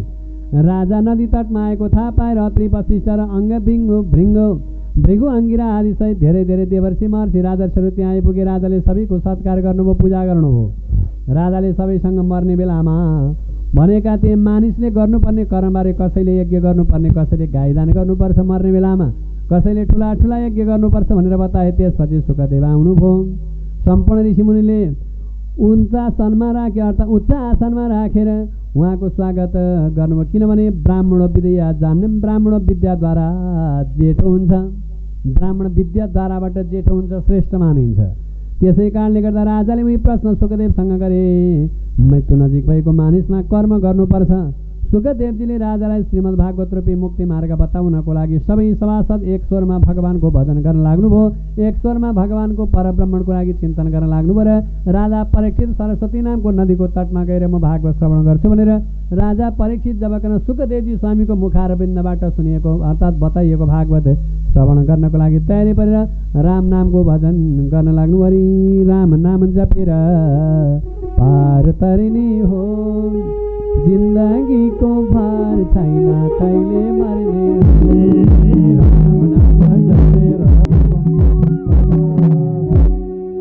वासुदेव भगवानको लौ त मेरो भगवान प्रथम स्कन्द भागवतलाई बीच मारेर द्वितीय स्कन्द भागवतको पहिलो अध्यायको 20मा राजा परीक्षितलाई सुखदेवजी स्वामीले कति कथाले बयान विस्तार गरी बक्सना गर्न जानुहुन्छ भन्दाखेरि सुखदेवजी भन्नुहुन्छ, परियानेसी ते प्रश्न कृतो लोकहितम निपह। राजन, तपाईँ लोकहितका लागि गरेको प्रश्न उत्तम छ। गृहआश्रम घरको काममा अल्झन्छन्, उनीहरूको रात निन्द्रा त्रिप्रसङ्गमा बुद्ध छ, कटेको हुन्छ, उनीहरूले जान्नुपर्ने कुरा धेरै छन्। मानिसको रातको समयमा सुतेर बित्दछ भने दिनको समय खानपान र धनोपार्जनमा बित्दछ। शनि भएको मृत्युलाई कसैले जान्दैन, नजिकै भएको मृत्युलाई कसैले जान्दैन। जबकन मनुष्यको सरदर आयु 100 वर्ष हुन्छ भनेर निर्ज्ञोले गरेको छ, 100 वर्षमा 50 वर्ष त मान्छेले सुतेर बिताइदिन्छ। बाँकी रह्यो 50 वर्ष। बाँकी रहेको 50 वर्षमा जबकन शिशु अवस्था हुनु पर्यो, बालक हुनु पर्यो, वार्धक हुनु पर्यो, युवा हुनु पर्यो, यौवनार्ध हुनु पर्यो, वृद्ध हुनु पर्यो, अन्तिममा यो शरीर छोड्नु पर्यो भने कलियुगमा मानिसले के गर्छ, बिहानदेखि बेलुकासम्म उदरे भरन्ते कृत्वा भनेको छ। उदर भनेको पेट, भरन्ते भनेको भर्नु, कृत्वा भनेको गर्नु। बिहानदेखि बेलुकासम्म पेट भर्ने कामभन्दा विकल्प अरू केही पनि गर्न जान्दैन। सबैको नियम छ, भगवानको पूजा गर्ने नियम कहिल्यै छैन। बोलो कृष्णचन्द्र भगवानको। आज फुर्सद छ भन्यो भनेदेखि बिहान 5 बजेदेखि 7 बजीसम्म हो चन्दन घोटेर है नाना प्रकारका फुल, जाई जुई चमेलीका फुलहरू लिएर पूजा गर्छ। फुर्सद छ भने। फुर्सद छैन, आज पिकनिक जानु छ भन्यो भने बिहान 4 बजेतिर हो प्रभु मैले भ्याइन, प्रभु परमात्मा भनेर 2टा अगरबत्ती बालिदिन्छ, नारायण हरि। पूजाको विधान छैन, पूजा जान्दैन। त्यसैले भगवानको पूजा गर्ने विचार पनि अर्थात् विधान पनि सिकाउन लाग्नुभयो। भगवानको पूजा गर्नको लागि सधैँभरि एउटै समयमा पूजा गर्नुपर्छ भनिएको छ। हेर्नुहोस् त, हजुरको सबै समय छ, भगवानको समय खोइ छ? कुनै दिन छुट्याउनु भएको छ हजुरहरूले? बिहान 5 बजे उठ्नुहुन्छ सधैँभरि, अथवा 6 बजे उठ्नुहुन्छ। उठ्ने समय 5 देखि 6 बजेको रेसियोमा उठ्नुहुन्छ। कसैलाई त 7 बज्ला है। अब भनिन्छ ब्रह्म मुहूर्त भनेको छ। ब्रह्म मुहूर्त भनेको 4 देखि 6 बजेको समयलाई ब्रह्म मुहूर्त भनिन्छ। 6 बजेबाट उता उठ्नेलाई चाहिँ सुँगुर मुहूर्त भनिन्छ। विचार गरी बसेला है, सुँगुर मात्रै सुत्छ 6 बजेभन्दा उता चाहिँ। त्यसैले बिहान ब्रह्म मुहूर्तमा उठ्नुपर्छ भनिएको हो। त्यसलाई ब्रह्म मुहूर्त भनिन्छ। अनि ब्रह्म मुहूर्तमा उठिसकेपछि पहिलो नम्बरमा के को सेवा गर्नुपर्छ? गौ माताको सेवा गर्नुपर्छ। भने अहिले गाईको होइन, कुकुरको सेवा गर्नुपर्छ। बोलो कृष्णचन्द्र भगवानको। कसैको घरमा गाई छैन, सबका घरमा कुकुर छन्। कुकुरको सेवा गर्नुपर्छ। अनि किन? गाई भयो भनेदेखि मर्निङ वाक हिँड्न मिल्दैन, कुकुर भयो भने मर्निङ वाक हिँड्न सजिलो हुन्छ। बोलो कृष्णचन्द्र भगवानको है। त्यति कर्म गरेपछि अनि पहिलो पूजा कसको गर्नुपर्छ? अग्नि देवताको पूजा गर्नुपर्छ। अग्निको संस्मरण गर्नुपर्छ, आगो बाल्नुपर्छ भनेको छ। पहिला पहिला हाम्रा हजुरबा हजुरआमाहरूले आगो नबालिकन घरमा कुनै पनि कर्म गर्नुहुन्थेन। त्यसैले पहिला सुरुमा आगो बाल्नुपर्छ। अनि सम्पूर्ण कर्म गरिसकेपछि चन्दन घोट्नुपर्छ। भगवानलाई अबिर र केसरीले प्रयोग गर्ने होइन, भगवानलाई लेप लगाउनुपर्छ। चन्दनको महत्त्व, चन्दन भनेको के हो? लेप, मीन वस्तु। अब यो भनाइको तात्पर्य के हो? भगवानलाई त्यो केसरी नै पोत्नुपर्छ, त्यो चन्दन नै मुखमा लगाउनुपर्छ भनेको होइन। चन्दनको अर्थ हो भगवानको मन्दिरमा लीन भएर लाग्नु नै चन्दन हो भनिएको हो। अब भगवानको मन्दिरमा अर्को के चढाउनु पर्छ? अक्षता चढाउनु पर्छ भनेको छ। अक्षता भनेको के हो? अक्षता भनेको चामल हो, जाकी खला, नेवारी भाषामा जाकी भन्छ नि है। अक्षता भनेको क्षय नभएको भनिएको, नटुक्रिएको, सग्लो भनिएको हो। अब भगवानको मन्दिरमा जाँदाखेरि मनलाई क्षय नगरिकन भगवानको मन्दिरमा जानुपर्छ भनिएको हो। क्षय नहोस् भन्नको लागि भगवानको मन्दिरमा जाने। अनि मन चाहिँ अन्तै छ भने त्यो क्षय भयो कि भएन? क्षय भयो नि, हो त्यो अक्षता भएन, त्यो क्षयता भयो, टुक्रिएको भयो। त्यसैले भगवानको मन्दिरमा जाँदाखेरि अक्षय भएर जानुपर्छ। पूर्ण रूपमा भगवानको ध्यान गर्छु भनेर जानु नै अक्षता चढाउनु हो। अब भगवानको मन्दिरको प्राङ्गणमा फुल चढाउनु पर्छ।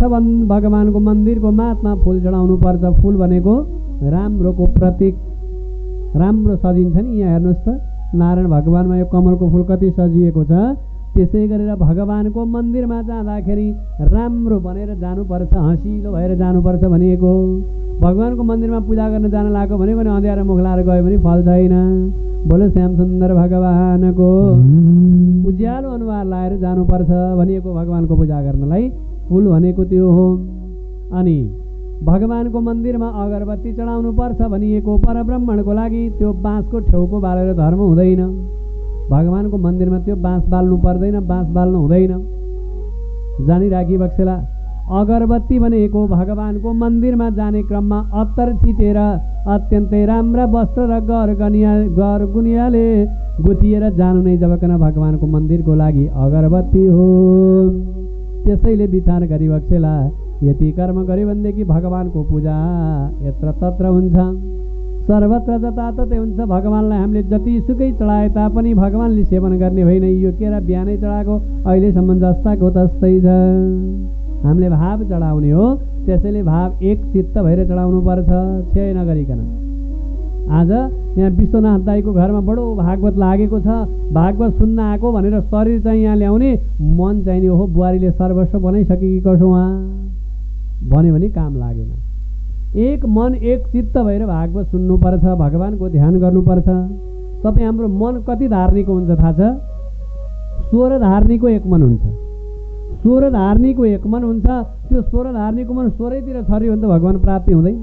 त्यो 16 धार्नीको मनलाई जसरी एउटा फुललाई धागोमा उनेपछि के हुन्छ त्यसको नाम माला हुन्छ। भने त्यो 16 धार्नीको मनलाई एक गट्ठा बनाएर भगवानको चिन्तन गर्यो भने भगवान प्राप्ति हुन्छ। बोलो कृष्णचन्द्र भगवानको।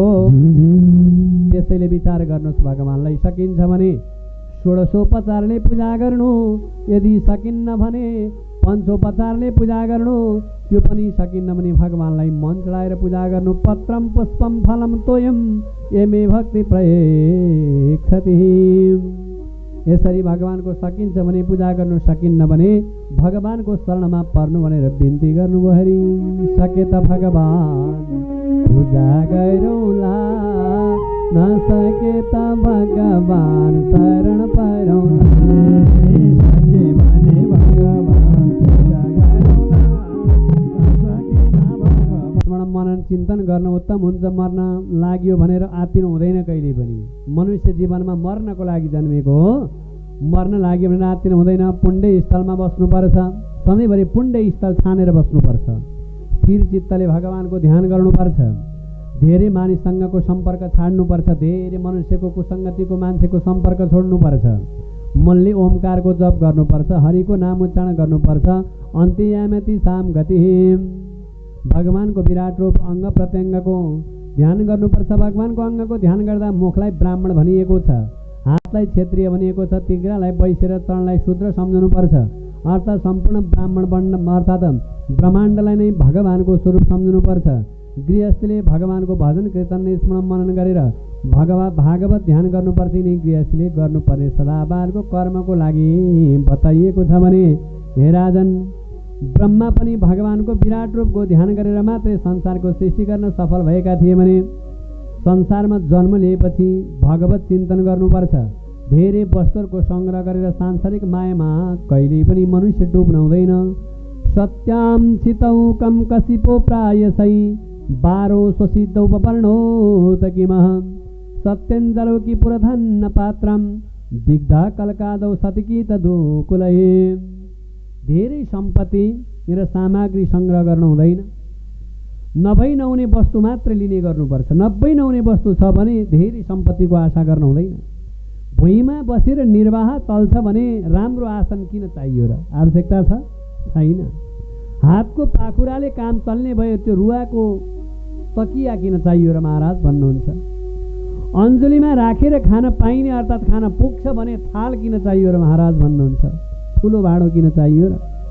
वृक्षका लताबाट लज्जा निवारण हुन्छ भने कपडा किन चाहियो र? लाज छोप्ने हो, लाज छोप्न पाए पुग्छ महाराज भन्नुहुन्छ। जति जति सङ्ग्रह गर्यो उति उति माया रूपी प्रपञ्चमा फस्ने काम हुन्छ। जति जति बटुल्यो राख्यो, जति जति बटुल्यो राख्यो, त्यो प्रपञ्चमा बटुल्दै जाँदा कसले खाला कसले लाला भन्दा भन्दै जीवन जान्छ। संसारमा जन्म लिएपछि कहिले दुःख कहिले सुख हुन्छ, तर धेरै दुःख खेप्नुपर्छ मनुष्यले। थोरै मात्रै सुखको भोग गर्ने हो। त्यसैले आफ्नो शरीरभित्र हृदयमा बसेको एक कुरी बराबर प्रमाणको शरीरलाई ऐश्वर्ययुक्त शङ्ख चक्र गदा र पद्म धारण गरेर भगवानको आफ्नो हृदयमा बास सम्झेर सधैँभरि भगवानको ध्यान गर्नुपर्छ भन्नुहुन्छ। स्वपर्ण नान्नम पीडन्नम कुदाम ततो नीलम, स्तने सुसट्टम सूत्रयो नजिदन तलकल्ककम। मर्ने बेलामा गुदद्वारमा कुर्कुच्चो लगाएर प्राणवायु रोकेर सडभागको भेदन गर्ने माथि लैजाने गर्नुपर्छ। यसरी प्राण त्याग गर्दा सिद्धहरू देवताहरूको स्मरण गर्दा ब्रह्मलोक र महरलोकमा चिन्तन गर्नुपर्छ। योगी शरीर बहुन्जेलसम्म सूक्ष्म हुन्छ। यसरी प्राण त्याग गर्दा आत्मतत्त्व मिल्दछ भने मेरो भगवान ऊर्ध्वं गच्छन्ति सत्त्वस्ता मध्ये तिष्ठन्ति राजसा, जगन्नन्नु गुणास्थित अधो गच्छति तामसा भगवान भन्नुहुन्छ। सत्वगुणी ऊर्ध्वलोक जान्छन्, रजोगुणी मृत्युलोकमा जान्छन् र मृत्युलोक मनुष्योलीमा, तमोगुणी मनुष्यमा पनि अधोगतिमा जान्छन्। सत्वगुणले मृत्युपश्च संसारमा फेरि जन्म लिनु पर्दैन। सद्यमुक्ति क्रमयुक्ति भनेको यही नै हो। यसरी सुखदेवजीले परीक्षितलाई बताउनुभयो। सबै सभासदले विराट स्वरूपको स्मरण गर्दै भजन गर्न लाग्नुभयो, चिन्तन गर्न लाग्नुभयो। राजन, मनुष्यले आफ्नो कामना पूर्ण गर्नको लागि, मनोवाञ्छित फल प्राप्त गर्नको लागि भगवानको उपासना बार बार गर्नुपर्छ, ध्यान गर्नुपर्छ। विधि सुन्नुहोस्। ब्रह्म तेजको इच्छा गर्नेले बृहस्पतिको पूजा गर्नुपर्छ। इन्द्रिय शक्तिको लागि इन्द्रको पूजा गर्नुपर्छ। सन्तान उत्पन्न गर्नको लागि प्रजापतिको पूजा गर्नुपर्छ। ऐश्वर्यको लागि मायाको पूजा गर्नुपर्छ। तेजका लागि अग्निको पूजा गर्नुपर्छ हामीले, धनका लागि वसुको पूजा गर्नुपर्छ, प्रियको लागि रुद्रको र आयुको लागि अश्विनी कुमारको र अन्नका लागि अदितिको रूपमा बार बारकन भगवानको पूजा गर्नुपर्छ। गन्धर्वको अर्थात् गन्धर्वको र धर्मजनका लागि विष्णुको उपासना गर्नुपर्छ। सौनकादि मुनिहरू पाण्डुनन्दन परीक्षित भागवत भक्त थिए। बाल किडानकै किडनम कृष्ण किडान आद्दथे। यिनले बाल खेल्ने कृष्ण लीलामै हुन्थ्यो। बारम्बार कन राजा परीक्षितले मुनि कुन शक्तिले आश्रय लिएर भगवानले सृष्टि स्थिति र विनाश गर्नुहुन्छ? यही प्रश्न गर्दा सुखदेवजीले भगवानलाई सम्झे। त्रिदेवको भजन कीर्तन र स्तुति गर्नुपर्छ। भगवानका 3टा भगवानका रूपहरू छन्, नाम फरक छन्, रूप एउटै हो। ब्रह्मा, विष्णु र महेश्वर। नाम फरक छ, रूप एउटै हो। त्यसैले बुझेर ल्याउँदाखेरि एउटै परमात्मा मेरो परमेश्वरको बार बार ध्यान गर्नुपर्छ, चिन्तन गर्नुपर्छ। नम परस्मै पुरुषाय भूयसे सतोद्वास निरादोतो निरोध लीलया गृहतं च शक्तित्रिताय देहिनां मन्तर्भावायुन लक्ष्य भरतमन्ये। हे भगवान, सुखदेवजी स्वामी भन्नुहुन्छ, राजन, भगवानले ब्रह्माको रूप लिएर सद्गुणबाट सृष्टि, विष्णु रूपबाट रजगुणबाट पालन, शिवरूप र तमगुणबाट संहार अथवा प्रलय गराउनुहुन्छ। ज्ञानमार्गीको दुःख नाश गर्ने मुक्ति मार्गमा लागेकालाई इच्छाअनुसार पद दिने यस्ता हरिलाई नमस्कार गर्छ भनेर भन्नुहुन्छ। नाम संकीर्तनम यस्य सर्व पाप प्रणाशनम प्रणामो दुःख समस्तम नमामि हरिम परम। जसको कीर्तन गर्नाले, दर्शन गर्नाले, नमस्कार गर्नाले, कथाका श्रवणहरू गर्नाले पापलाई नाश हुन्छ, यस्ता भगवानलाई बार बार नमस्कार गर्नुपर्छ। राजन, तिमीले अति उत्तम प्रश्न मेरो लागि गर्यो। पुरा यस्ता नारदले बताइदिइसकेपछि ब्रह्मालाई सोधेका थिए। यसकारण भित्री मनले हरिको चिन्तन गर, बाहिर खोज्नु पर्दैन। ईश्वर त मनमा छ, बाहिर खोज्नु पर्दैन। भित्रको ईश्वरलाई चिन, मनको ईश्वर चिन, बाहिर खोज्नु पर्दैन भनेर राजा परीक्षितलाई सुखदेवजी स्वामीले आदि कथा वर्णन गर्न लाग्नुभयो भन्नेसम्मको कथा यस अध्यायबाट। जय बोलो भागवत भगवान को। ओम नमो भगवते वासुदेवाय नमः। ब्रह्मवाच यत्र ततं स्थिति लोकामरतां विव्रत कडितं सकलानंतर मंत्र प्रदानम उपयारदैतं संदर्शयादि शिवज धराधर जातो रुजे जंगरमान जंसिदे एकमाकति रुषा दक्षिणं लोकं प्रयस्तमयि धाररोदस गृहीत स्वयं भनेन तनुसा हरिदिवतं जंगित कर्दम क्रियेति जते बहुत्यांत्रिभिः समं नवभिरागतिरो स्वभावे उचे यथा समलतं गुणसंगपङ्गम् विभूत कपिलस्य गतिन प्रपदे यत्र सभतभदिकांसे अयं तु ततु मया मिति यत् सदत्तं यद्वाद पंकजरजं सहसातिवेह योगानाथ नारायण वासुदेवं वासुदेवं वंद हरि वासुदेवं वंद वासुदेवं वंद हरि वासुदेवं वंद।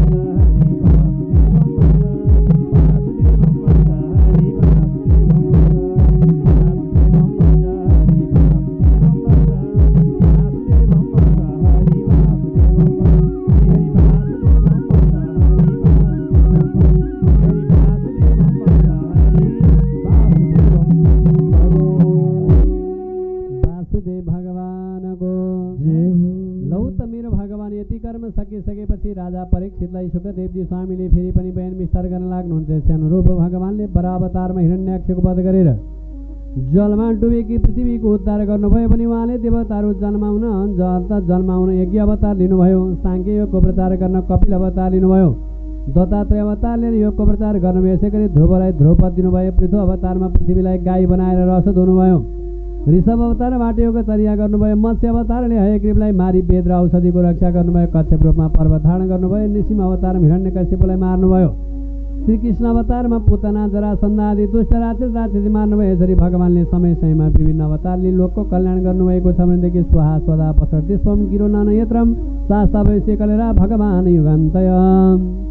कलयुगको अन्त्यमा शूद्रको राज्य शासन हुँदा यज्ञ एवं सुहा स्वधा र बसतकार ध्वनि बन्द हुँदा भगवानले कल्कि अवतार लिनुहुन्छ। सुखदेवजीले भगवानको विभिन्न अवतारमा परब्रह्मणको लागि गर्दा गर्दै सबै सभासद भगवानको भजन गर्न लाग्नुभयो एक चित्तले।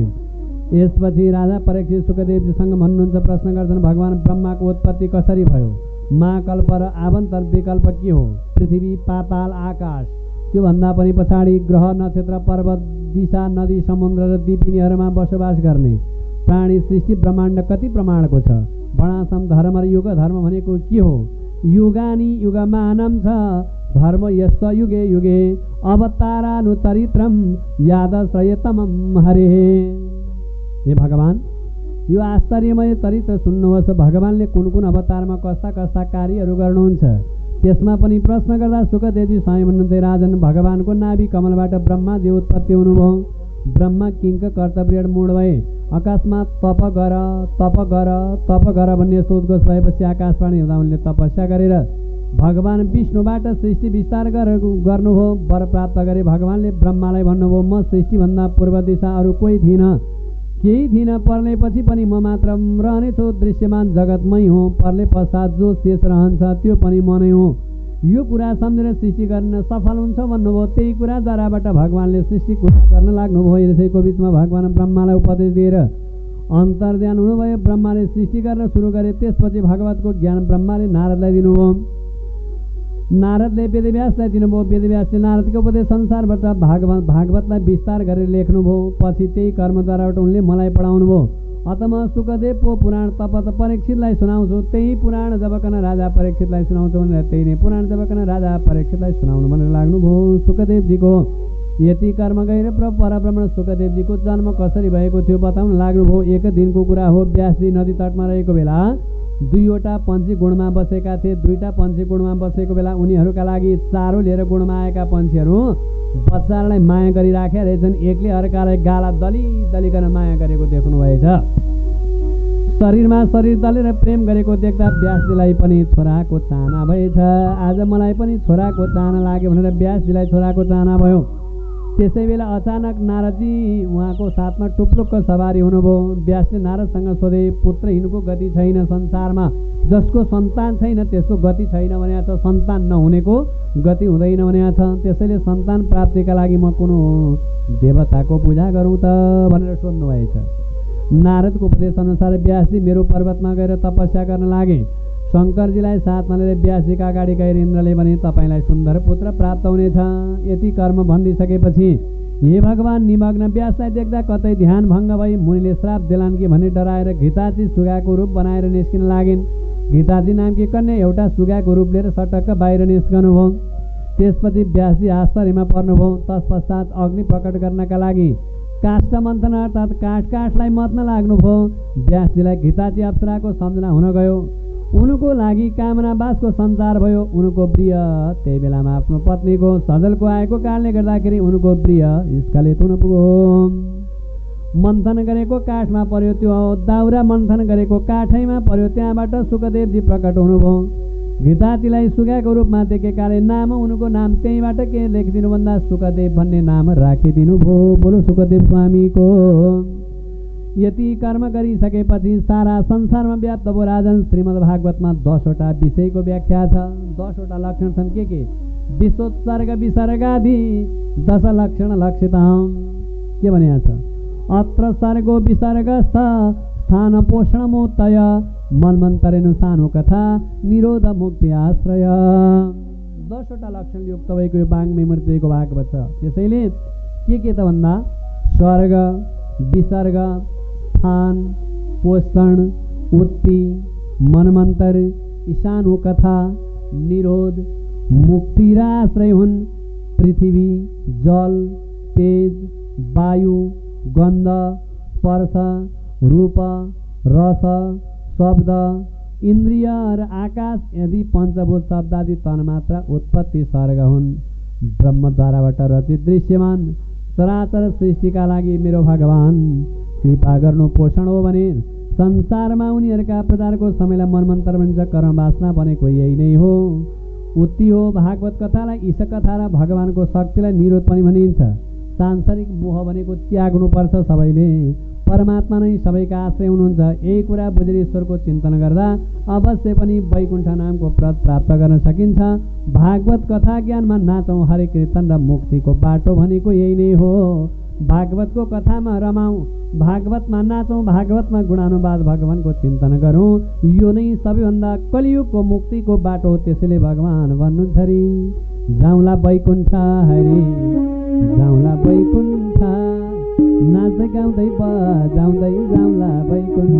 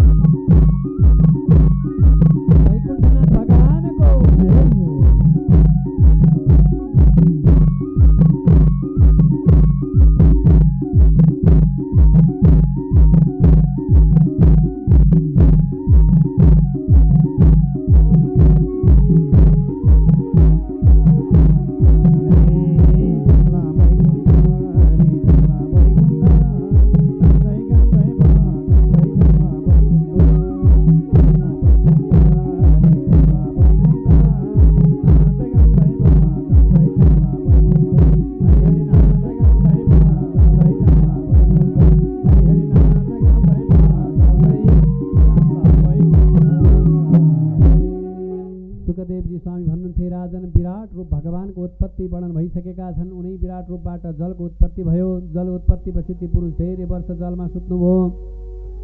नरा भनेको पानी, पानीको आश्रय लिएको हुँदा नारायण नाम रह्यो। जलमा सुत्ने भएको कारणले गर्दा भगवानको नाम त्यही दिनबाट नारायण रहन गयो। नारा भनेको संस्कृतमा जल, एण भनेको शयन गर्नु। जलमा शयन गर्ने भएको कारणले गर्दाखेरि त्यही दिनबाट भगवानको नाम नारायण रहन गयो। संसारको सृष्टि स्थिति त्यहीबाट सुरु भयो। राजन, अब म कालको परिणाम कल्प अन्तर्गत मनमन्त्र वर्णन गर्दछु। अहिले मैले ब्रह्मकल्पको वर्णन गरेँ, अब पद्मकल्पको वर्णन गर्छु। ध्यान दिएर सुन भन्नुभयो। राज्ञा परीक्षिता पृष्ठ सात महामुनि तदोदा तृणु तत्तम रग प्रसानुसारत। परीक्षितले सुखदेवजीलाई प्रश्न गर्दा यसरी जवाब दिनुभएको।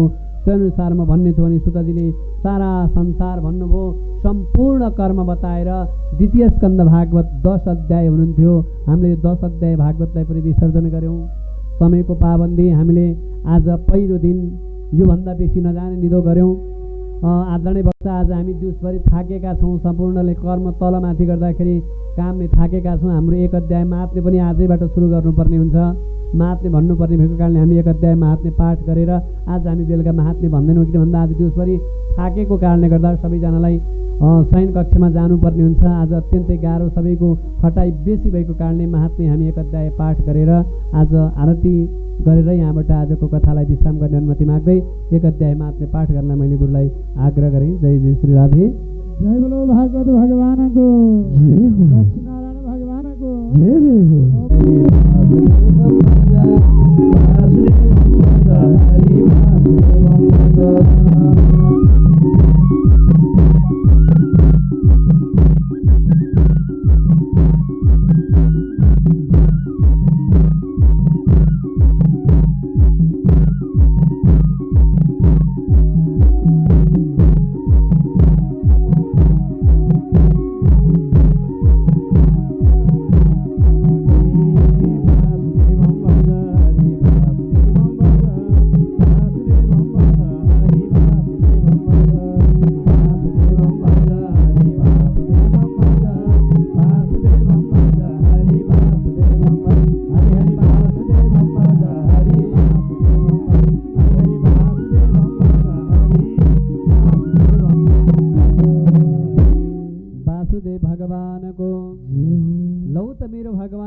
बताइदिसकेपछि महात्म्यको पहिलो अध्यायको बीचमा सच्चिदानन्द स्वरूप भगवान कृष्णलाई नमस्कार छ, जो जगतको उत्पत्ति स्थिति र विनाशका कारण आध्यात्मिक आदि दैविक आदि भौतिक तीन प्रकारको तापलाई नाश गर्नेवाला हुनुहुन्छ, जुन समय श्री सुखदेवजीको यज्ञोपवीत संस्कार भएको थिएन।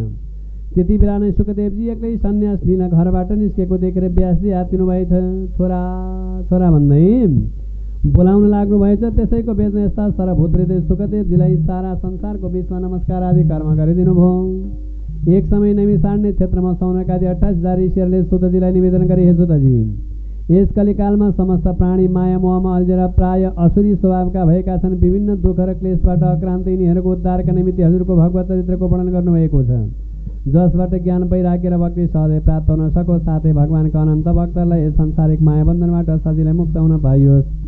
सौनकादि मुनिहरू, तिमीहरूको हृदयमा भगवानको प्रेम छ, त्यस कारण म विचार गरेर तिमीहरूलाई सम्पूर्ण सिद्धान्तको निष्कर्ष सुनाउँछु, जसबाट जन्म र मृत्युको भय नाश हुनेछ। अब सावधान भएर सुन। कलियुगको प्रारम्भमा सुखदेवजीले राजा परीक्षितलाई श्रीमद् भागवत पुराण सुनाएका थिए। त्यसभन्दा ठुलो हृदय पवित्र पार्ने अर्को शास्त्र पुराण श्रीमद् भागवतको कथा देवताका लागि पनि अप्राप्य र दुर्लभ छ। यही भागवतले राजा परीक्षितलाई कर्मरूपी बन्धनबाट मुक्त गराएको थियो।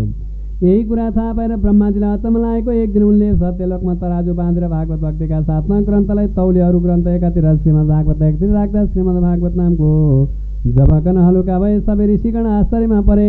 उनीहरूले विधिपूर्वक योग्य व्यक्तित्वबाट सप्ताह यज्ञ गरेमा अवश्य यस संसारबाट मुक्त पाइन्छ भनेर सबैले भागवत सप्ताह लगाउने लक्ष्य लिए। प्राचीन समयमा सनकादिले नारदलाई यो कथा सुनाएका थिए भन्ने कुरा सुनेपछि सौनकीले सोधे, हे सुतजी, नारदजी र सांसारिक प्रपञ्चबाट मुक्त विचारशील थिए। 2 घडीभन्दा बढी एक्लै ठाउँमा बसिरहन सक्दैनथे भने उनले यो भागवत कथा कहाँ र कसरी सुनेका थिए विस्तारपूर्वक आज्ञा गरिदिबक्सोस् भनेर सम्पूर्ण कर्महरू बताइदिन लाग्नुभयो। सुतनामा पौराणिक फेरि पनि भनिबक्सिन्छ, हे सौनक, सुखदेवजीले स्वयं मलाई आफ्नो सुपात्र भक्त ठाने एकान्तमा भागवत कथा सुनाउनु भएको थियो। एक दिनको कुरा हो। सनकादि 4जना मुनि सत्सङ्ग गर्ने इच्छाले बद्रिका आश्रमको विशालपुरीमा आएका थिए। त्यहाँ तिनीहरूसँग नारदको भेट भएर नारदजीको मलिन मुख देखेर सनकादि नामबाट प्रख्यात गरेको गुरुले भनिदिनुभयो, कथ ब्रह्मा नितान्त कुत शान्त सदाम भवान् तुरन्त गम्यते कुत्र कुत साथ समान तब। हे मुनिवर, तिमी अहिले कहाँबाट आइरहेका छौ? कुन क्षेत्रबाट, के कर्मको लागि यो संसारमा आएका छौ? कहाँ जाने इच्छा छ? तिम्रो चिन्तित दशा किन भएको छ? तिम्रो आसक्ति त छौ, तैपनि तिम्रो यस्तो अन्यता किन भयो? कसको कारण हामीलाई बताऊ भनेपछि, अहम तो पृथ्वी यातो ज्ञाता सर्वतमामिति पुष्करम च प्रयागम च काशी गोदावरी तथा। हे मुनीश्वर, प्रत्येक जीवको कर्मस्थल मृत्युलोक हो भन्ने पनि मैले बुझिसकेँ। मृत्युलोकमा आएको थिएँ म। अनेकौँ तीर्थहरूमा गएँ, काशीमा गएँ, प्रयागमा गएँ, सेतुबन्ध रामेश्वर गएँ, गोदावरी गएँ, भैष्मती पनि गएँ। कलियुगले आफ्नो प्रभाव फैलाइसकेको रहेछ। दया धर्म संस्कृति केही पनि रहेनछ। अनि त्यसपछि विषय भोगमा गढेको पेट पाल्नमा मात्र लागेका रहेछन्। उनीहरू बुद्धिहीन, झुटो बोल्ने, दयाहीन, दरिद्र, हरिभजनबाट विमुख भएका, कर्ममा कहिल्यै पनि त्यो कर्म नगर्ने साधु सन्त पनि पाखण्डी दुराचारी रहेछन्। मैले कुनै पनि कर्म गर्न सकिनँ। संसारमा मोक्षको पदमा मैले कसरी प्राप्त गरौँ? हे भगवान्, यस युगमा सबै देशवासीले अन्न बेच्छन्, ब्राह्मणले पैसा लिएर भागवत बेच्छन्, यिनैको लागि वेश्यावृत्तिबाट जीवन निर्वाह गर्छन्। प्रतिव्रत्य धर्मका नाश भइरहेको छ। प्रतिव्रता नारीले कुनै पनि धर्मलाई नाश गरिराखेका छन्। कति भनौँ, कलियुगले भूमण्डलमा अधिकार स्थापित गरिसक्यो। दावनागी नामको कलियुग लागिसक्यो। तात्रस्यमया दुष्ट श्रूयता तनुमासुरम एकातु तरुणी तत्र त्रिशतम खिन्न मानसम। त्यहाँ मैले एउटा आश्चर्य लाग्दो घटना देखेँ। आमा बुढी भएर छोरा तरुण हुनुपर्ने ठाउँमा आज आमा तरुणी भएर 2वटा छोरा बुढो देखेको छु। त्यही कारणले गर्दाखेरि नाश गर्न सक्दछ। हजुरले मेरो प्रार्थना सुनि कष्ट निवारण गरिदिनुहोस् भनेर नारदले धेरै कर्मद्वाराबाट ती भक्ति र ज्ञान वैराग्यलाई बुझाउन लाग्नुभयो।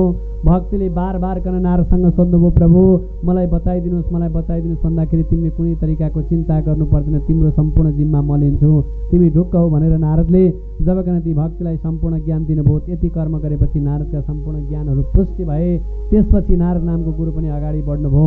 सबै कर्मद्वाराबाट गति र मुक्ति प्रदान गरेर भगवान पनि आफ्नो धामतर्फ जान लाग्दै हुनुहुन्छ भन्ने सम्मको कथाको साथमा आदरणीय भक्त, मैले भोलिको नियम पनि बताएँ, आज भनिहालेँ। आज पहिलो दिन हामीलाई सबैलाई अत्यन्तै थकान हुनुभएको छ, त्यसले हामीले महात्म्य पनि आजै वर्णन गऱ्यौँ। भोलिदेखि हामी बेलुका महात्म्य वर्णन गर्नेछौँ। यति भन्दै अब यो पूजाका भाँडा आजै माझ्नुपर्ने हुन्छ। पूजा सामग्री मैले भनिहालेँ, भोलि बिहान 3 भाग पूजा सामग्री तयारी गरिदिबक्सेला। 1 भाग यहाँलाई, 1 भाग रुद्राभिषेकलाई, 1 भाग यज्ञलाई, र त्यसपछि त्यहाँ भएका सबै सामग्रीहरू, एउटा मसला, एउटा कपडा, एउटा जनै, एउटा सुपारी, एउटा नरिवल सबै थरी निकालेर दही, दुध, घिउमा पनि छुट्टै छुट्टै दुनामा राख्ती बक्सेला, पञ्चामृत सधैँभरि बनाए बक्सेला, अपुङ्गो सधैँभरि बनाए बक्सेला, नैवेद्य 5-7वटा सधैँभरि हाल्दी बक्सेला भन्दै यो पूजा सामग्री हामीलाई भोलि बिहान 7 बज्दाखेरि तयारी गरिदिनु होला भन्ने आशा गर्दै जति पनि बोलेका कुरा छन्, म पनि मान्छे हुँ, मेरो पनि जिब्रो हो, बोलेका कुराहरू उच्चित हुन सक्छन्।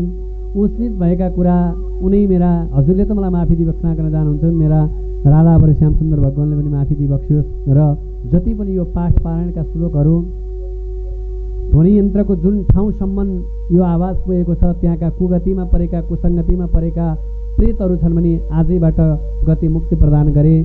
यसै अधिकारी परिवारमा काश्यप गोत्रीयहरूमा पर्नुभएको दिवाङ्गत आत्माको चिर शान्तिको कामना गर्दै लगाइएको भागवत, यही भागवतको पाठ पारायणद्वाराबाट श्रद्धेय बुवा के हो नाम, सोमनिधि अधिकारी र श्रद्धेय ममतामयी माता नेत्र कुमारी र हाम्रो यहाँ हुनुहुन्छ नि वेदनिधि र गायत्री ढकालको पनि सारा संसारमा शिवराम ढकालका पनि गति मुक्ति होस् भन्ने भित्री मनसाले अर्पण गर्दै आजका प्रथम दिनका सम्पूर्ण कथाहरू, आजका सम्पूर्ण कार्यहरूलाई नै सम्पन्न भएको घोषणा गर्ने आधार गर्दै अब हाम्रो आरतीको बेला भएको छ। सबैजना यता स्थानबाट उठेर आरती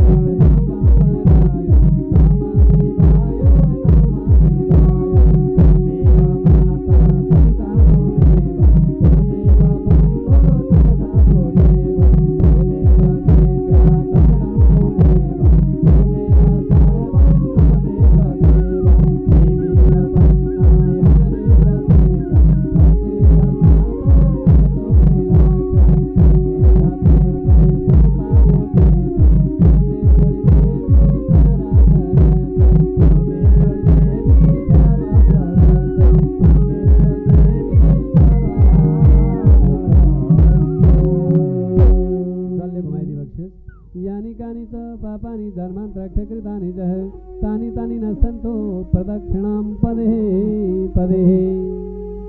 भगवानलाई 3 चोटि सघाएर आफ्नो आँखा 1 चोटि सेकिबक्सियोस् र पुष्पाञ्जली।